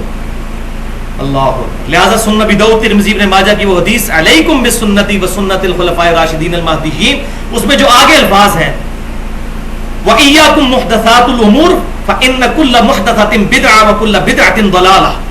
نئے نئے کاموں میں بچنا، خلفائے راشدین کو پکڑ لینا. خلفائے راشدین کو ہم نے پکڑ لیا، ان کے خلاف جو لوگ کھڑے ہوئے انہوں نے بدعت کی، ان کا معاملہ اللہ کے سپرد، اللہ معاف کرنے والا ہے اگر ان کا کوئی ایسا گناہ کے زمرے میں اس درجے میں نہیں ہے. اب یاد رکھیں یہاں پر یہ بالکل حقیقت بات ہے کہ خلیفہ راشد کے خلاف خروج کرنا، امت کی جمعیت کو توڑنا، یہ بدعت ہے. خواہ وہ باغی جو سیدنا عثمان کے خلاف کھڑے ہوئے یا سیدنا علی کے خلاف جو لوگ جمل میں، صفین میں یا نہروان میں کھڑے ہوئے، یہ سب کی سب چیزیں محدثات الامور تھے. میں نے پچھلی دفعہ ثابت بھی کیا، اور میں نے کہا تھا ریسرچ پیپر الحمدللہ ہماری ویب سائٹ ahlsunnatpak.com پہ اب وہ ریسرچ پیپر عربی میں بھی اور اردو میں بھی اپلوڈ ہو چکا ہے تاکہ کسی کو شک نہ رہے. واقعہ کربلا کا پس منظر 50 صحیح الاسناد احادیث کی روشنی میں الحمدللہ اس میں یہ میں نے معاملہ کلیئر کر دیا ہے. باقی اس حدیث کی تشریح علیکم بسنتی و سنت الخلفاء راشدین المہدیین وہ میں 75A میں کر چکا ہوں. اور بھائیو اب اس سے بھی آگے ایک سٹیپ آ جائیے، اور وہ ہے خوارج کے بارے میں جو سیدنا علی کے دور میں آئے. اس میں ڈیٹیل موجود ہے، آج ٹاپک نہیں کہ میں اس کو ایڈریس کروں. خوارج صحابہ کو منہ پر کہتے تھے کافر، اور صحیح مسلم کی حدیث کے تحت جو کسی مسلمان کو کافر کہے تو کفر اس کی طرف لوٹتا ہے. ان کی بدعت میں کفریہ عقیدے بھی شامل ہو گئے تھے خوارج کی. صحابہ کو کافر، یہ آج لوگ کہتے ہیں نہیں 1400 سال بعد جی وہ جی رافضی جو ہے صحابہ کو کافر کہتے ہیں، ان کے پیچھے نماز نہیں ہوتی. جو صحابہ کو منہ میں کافر کہتے تھے، کیا صحابہ ان کے پیچھے نماز پڑھنے کے قائل تھے کہ نہیں؟ یہ وہ دوسری حدیث ہے جو چھپاتے ہیں یہ ملے. اتنے ظالم ہیں یہ. بخاری اور مسلم میں پورے چیپٹر ہیں خوارج کے بارے میں، لیکن ان کی تعویل کی غلطی کو خلفائے راشدین نے، سیدنا علی نے، خلیفہ راشد نے تعویل کی غلطی مانا. اب وہ یہ دوسری روایت جو میں کہہ رہا تھا یہ مولوی چھپاتے ہیں، وہ سیدنا ابن عمر رضی اللہ تعالیٰ عنہ کا مبارک عمل ہے. اور سیدنا عمر کوئی عام آدمی نہیں ہے. ابن عمر رضی اللہ تعالیٰ عنہ بخاری اور مسلم کی متفق علیہ حدیث ہے، عبداللہ بن عمر رجل صالح، عبداللہ بن عمر نیک مرد ہے. اور خوارج کس درجے پہ گمراہ تھے اور سیدنا ابن عمر کا ان سے کیا ایٹیچیوڈ تھا. صحیح بخاری میں انٹرنیشنل نمبر کے مطابق 6930 نمبر حدیث سے آنورڈ خوارج کی احادیث شروع ہو جاتی ہیں. صحیح مسلم میں بھی ہے. ان احادیث کے اوپر امام بخاری نے باب میں ابن عمر کا یہ اثر لیا ہے کہ ابن عمر مخلوق میں بدترین مخلوق خوارج کو سمجھتے تھے اور کہتے تھے یہ اتنے بد ہیں کہ یہ لوگ جو آیات کافروں کے بارے میں نازل ہوئی ہیں یہ مسلمانوں پر صحابہ پر لگاتے ہیں. ان سے بڑا کوئی بدبخت ہو سکتا ہے کہ کافروں والی آیات وہ صحابہ پر لگاتے تھے. عبداللہ بن عمر کہتے ہیں ان سے بڑا بدبخت کوئی نہیں ہے. ایک طرف یہ کہہ رہے ہیں عبداللہ بن عمر، اور دوسری طرف کیا ہے، یہ وہ دوسری پھکی ہے ان کے لیے اینٹی وینم اور الزامی اور لاجیکل آنسر، الزامی جواب کہ خوارج کی بدعت کو ابن عمر سے بڑا کوئی نہیں جانتا تھا، اور انہوں نے کہا یہ بدترین مخلوق ہے. لیکن سنن الکبریٰ البہیقی میں صحیح سند کے ساتھ جلد 3 اور صفحہ 122 پہ، اور اس کو تمام محدثین اصول محدثین پر صحیح سمجھتے ہیں، اور ایون خود شیخ زبیر علی زئی صاحب نے ابن عمر رضی اللہ تعالیٰ عنہ پر جو مضمون لکھا ان کے مقالات میں جلد 1 صفحہ 330 کے اوپر انہوں نے یہ روایت لکھی اور کہا کہ اس کی سند صحیح ہے. کہ نافع تابعی رحمۃ اللہ علیہ کہتے ہیں، جو امام مالک کے استاد بھی ہیں، عبداللہ بن عمر کے غلام، پوری زندگی ان کے ساتھ رہے، کہ ابن عمر خوارج کو بھی سلام کیا کرتے تھے جن کو کہہ رہے ہیں بدترین مخلوق. اور بخاری اور مسلم کے الفاظ ہیں خوارج اسلام سے اس طرح نکل جائیں گے جیسے تیر شکار میں سے نکل جاتا ہے. جب شکار میں سے اس کے گوشت میں تیر نکالا جاتا ہے تو آپ صلی اللہ علیہ وسلم فرمایا جب اس کو دیکھتے ہیں اس پہ خون کا کوئی ایسا اثرات نظر نہیں آتے، بالکل اس طریقے سے اسلام سے نکل جائیں گے. لیکن یہ نہیں ہے کہ وہ کافر ہو جائیں گے، مراد یہ کہ اسلام میں کچھ عرصہ رہے اور پھر ان کے معاملے میں گمراہی اس درجے میں آئی. وہ میں تھوڑا سا آگے ایڈریس بھی کر دیتا ہوں. اللہ.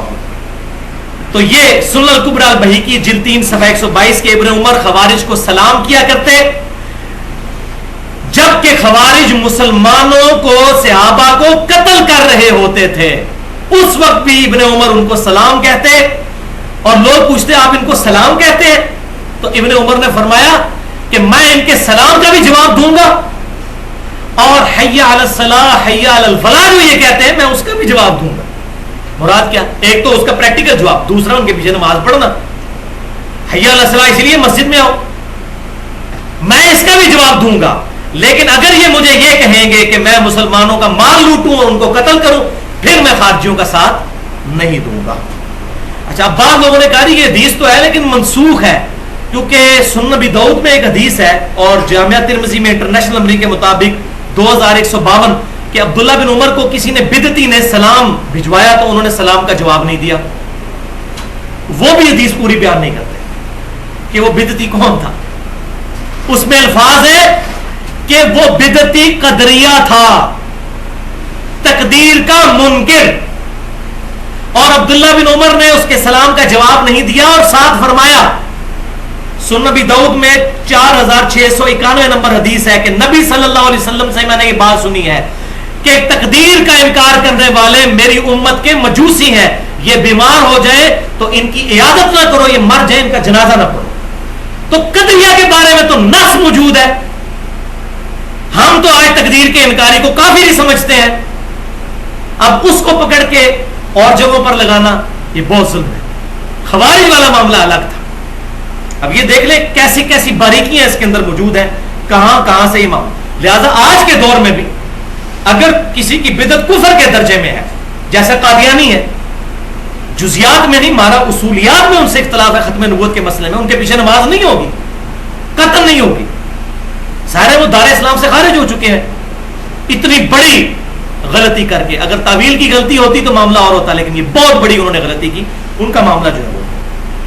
اب آخر میں خلیفہ راشد سیدنا علی کا ایٹیچیوڈ مزید وضاحت کو ایڈریس کرنے کے لیے بخاری اور مسلم میں پورے چیپٹرز ہیں خوارج کے بارے میں. ان احادیث کو میں بیان کروں تو بہت ٹائم چاہیے، لیکن 5-7 منٹ میں صرف اس کا خلاصہ بتا دیتا ہوں. بخاری اور مسلم میں خوارج پہ جو چیپٹر ہے، آپ صلی اللہ علیہ وسلم نے فرمایا کہ خوارج اس دنیا پہ بدترین مخلوق ہوں گے، نمبر 1. نمبر 2، وہ دین اسلام سے ایسے نکل جائیں گے جیسے تیر شکار سے آر پار نکل جاتا ہے. اسلام میں کافر نہیں ہو جائیں گے، اس بات کو سمجھیں. یہ تو اس طرح ہی النکاح سنتی فمن رغب عن سنتی فلیس منی، جس نے نکاح سے اغراض کیا میری سنت سے وہ مجھ سے نہیں. کافر نہیں ہوگا، لیکن اسلام کی مین سٹریم میں جو اس کا عقیدہ ہونا چاہیے اس سے وہ نکل جائیں گے. مین سٹریم میں اس وقت صحابہ تھے، وہ جو مین سٹریم والا اسلام تھا اس سے وہ الگ ہوئے تھے، کافر نہیں ہوئے تھے. تیسری بات، میں اگر خوارج کو اپنے دور میں پاؤں تو قوم سمود کی طرح ہلاک کروں. یہ سارے الفاظ بخاری اور مسلم میں ہیں. چوتھی بات، وہ اس وقت ظاہر ہوں گے جب امت میں 2 گروہ بن جائیں گے پھوٹ کی وجہ سے، یعنی سیدنا علی کا گروہ اور دوسرے لوگ جو قصاص عثمان کی وجہ سے سیدنا علی کے خلاف ہوئے اور ان کی غلطی ہیں وہ میں نے ثابت کی ہے. ایک جنگ پہ حضور کی مہر ہے، صفین ہو، نہروان ہو یا جمل ہو، کہ سیدنا علی حق پر ہوں گے. اور لیکم بسنتی وسنت الخلفاء الراشدین کی حدیث سیدنا عثمان تک پہنچ کے پینچر نہیں ہوگی، سیدنا علی تک بھی جاتی ہے. ان کے خلاف بھی جو لوگ کھڑے ہوئے سیدنا علی خلیفہ راشد الحمدللہ. تو جب وہ 2 گروہ بن جائیں گے ان میں سے ایک گروہ الگ ہوگا، وہ خوارج کا. آپ صلی اللہ علیہ وسلم فرماتے ہیں، اور اس گروہ کے ساتھ وہ لوگ اس وقت قتال کریں گے، ان کو وہ لوگ قتل کریں گے خوارج کو جو حق کے قریب ہوں گے، اقرب الی الحق. اب بعض لوگ کہتے ہیں جی اس حدیث سے یہ پتہ چلا کہ جو حضرت علی کے مخالف ہیں وہ بھی کچھ نہ کچھ حق پہ ہیں، قریب حضرت علی ہیں. تو اس کا بھی جواب ذرا سن لیں. قرآن سورہ آل عمران آیت نمبر 167، منافقین کو اللہ تعالیٰ نے ایڈریس کیا ہے نافقو کہہ کر، اور کہا کہ اے منافقو، احد والے دن تم لوگ اسلام سے زیادہ، ایمان سے زیادہ کفر کے قریب تھے. تو کیا مطلب ہے کہ منافق اسلام پر بھی تھے اور کفر پر بھی تھے. یہ عربی کا محاورہ ہے کہ کفر کے قریب یعنی کافر ہو چکے ہوئے تھے. لہذا یہ جو سیدنا علی کے بارے میں اقرب الی الحق مراد یہ حق ان کے ساتھ، حق ان کے قریب، وہ حق کے قریب۔ اور پانچویں بات ابو سعید خدری کہتے ہیں اللہ کی قسم ان لوگوں کے ساتھ قتال مولا علی نے کیا اور ہم نہروان کے مقام پر مولا علی کے ساتھ تھے۔ مولا کا مطلب دلی محبوب، جگری یار، من کنت مولا فہذا علی مولا، حدیث متواترہ ہے، اس میں کئی دفعہ ایڈریس کر چکا ہوں۔ لہذا اہل سنت اور اہل تشیع کی تمام کتابیں اٹھا کر دیکھیں کہ سیدنا علی کا ایٹیچیوڈ ان خوارج کے ساتھ کیا رہا جن کے بارے میں اتنے سخت الفاظ ہیں۔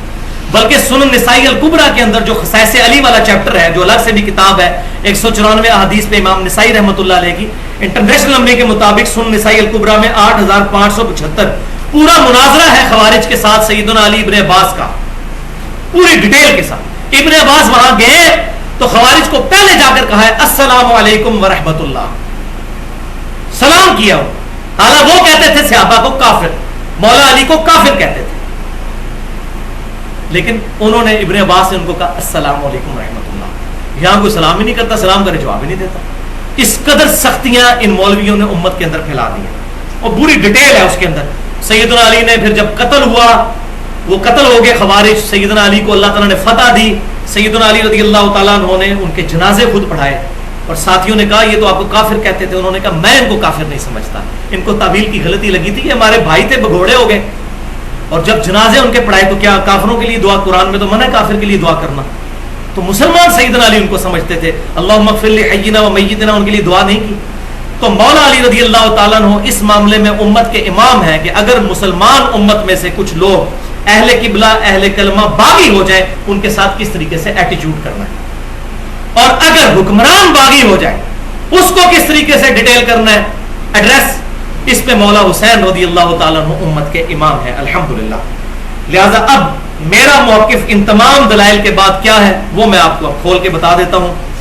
یہ اب کڑوی باتیں ہیں، میرا ایکسپرٹ اوپینین اس معاملے میں پوائنٹ نمبر 1 یہ ہے کہ بھائیو بخاری اور مسلم کی متفق علیہ حدیث ہے، صحیح بخاری میں انٹرنیشنل نمبر کے مطابق 6480 اور صحیح مسلم میں 6980، دونوں 80۔ یہ بڑی خطرناک روایت ہے۔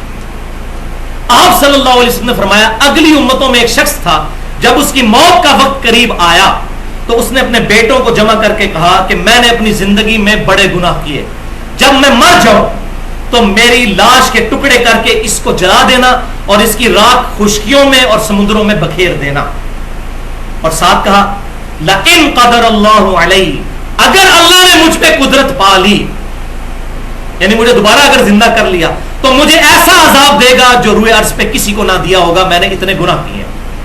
تو اس نے یہ کیا، یہ کانٹیکسٹ بتا رہا ہے کہ وہ چاہ رہا تھا میں زندہ نہ دوبارہ ہو سکوں، میری لاش کو جلا کے اس کے ذرے بکھیر دینا،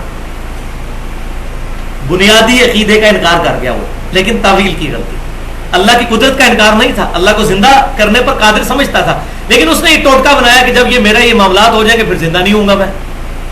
اب کفری عقیدہ رکھا لیکن تعویل کی غلطی، جزیات میں، بنیاد میں نہیں، جزیات۔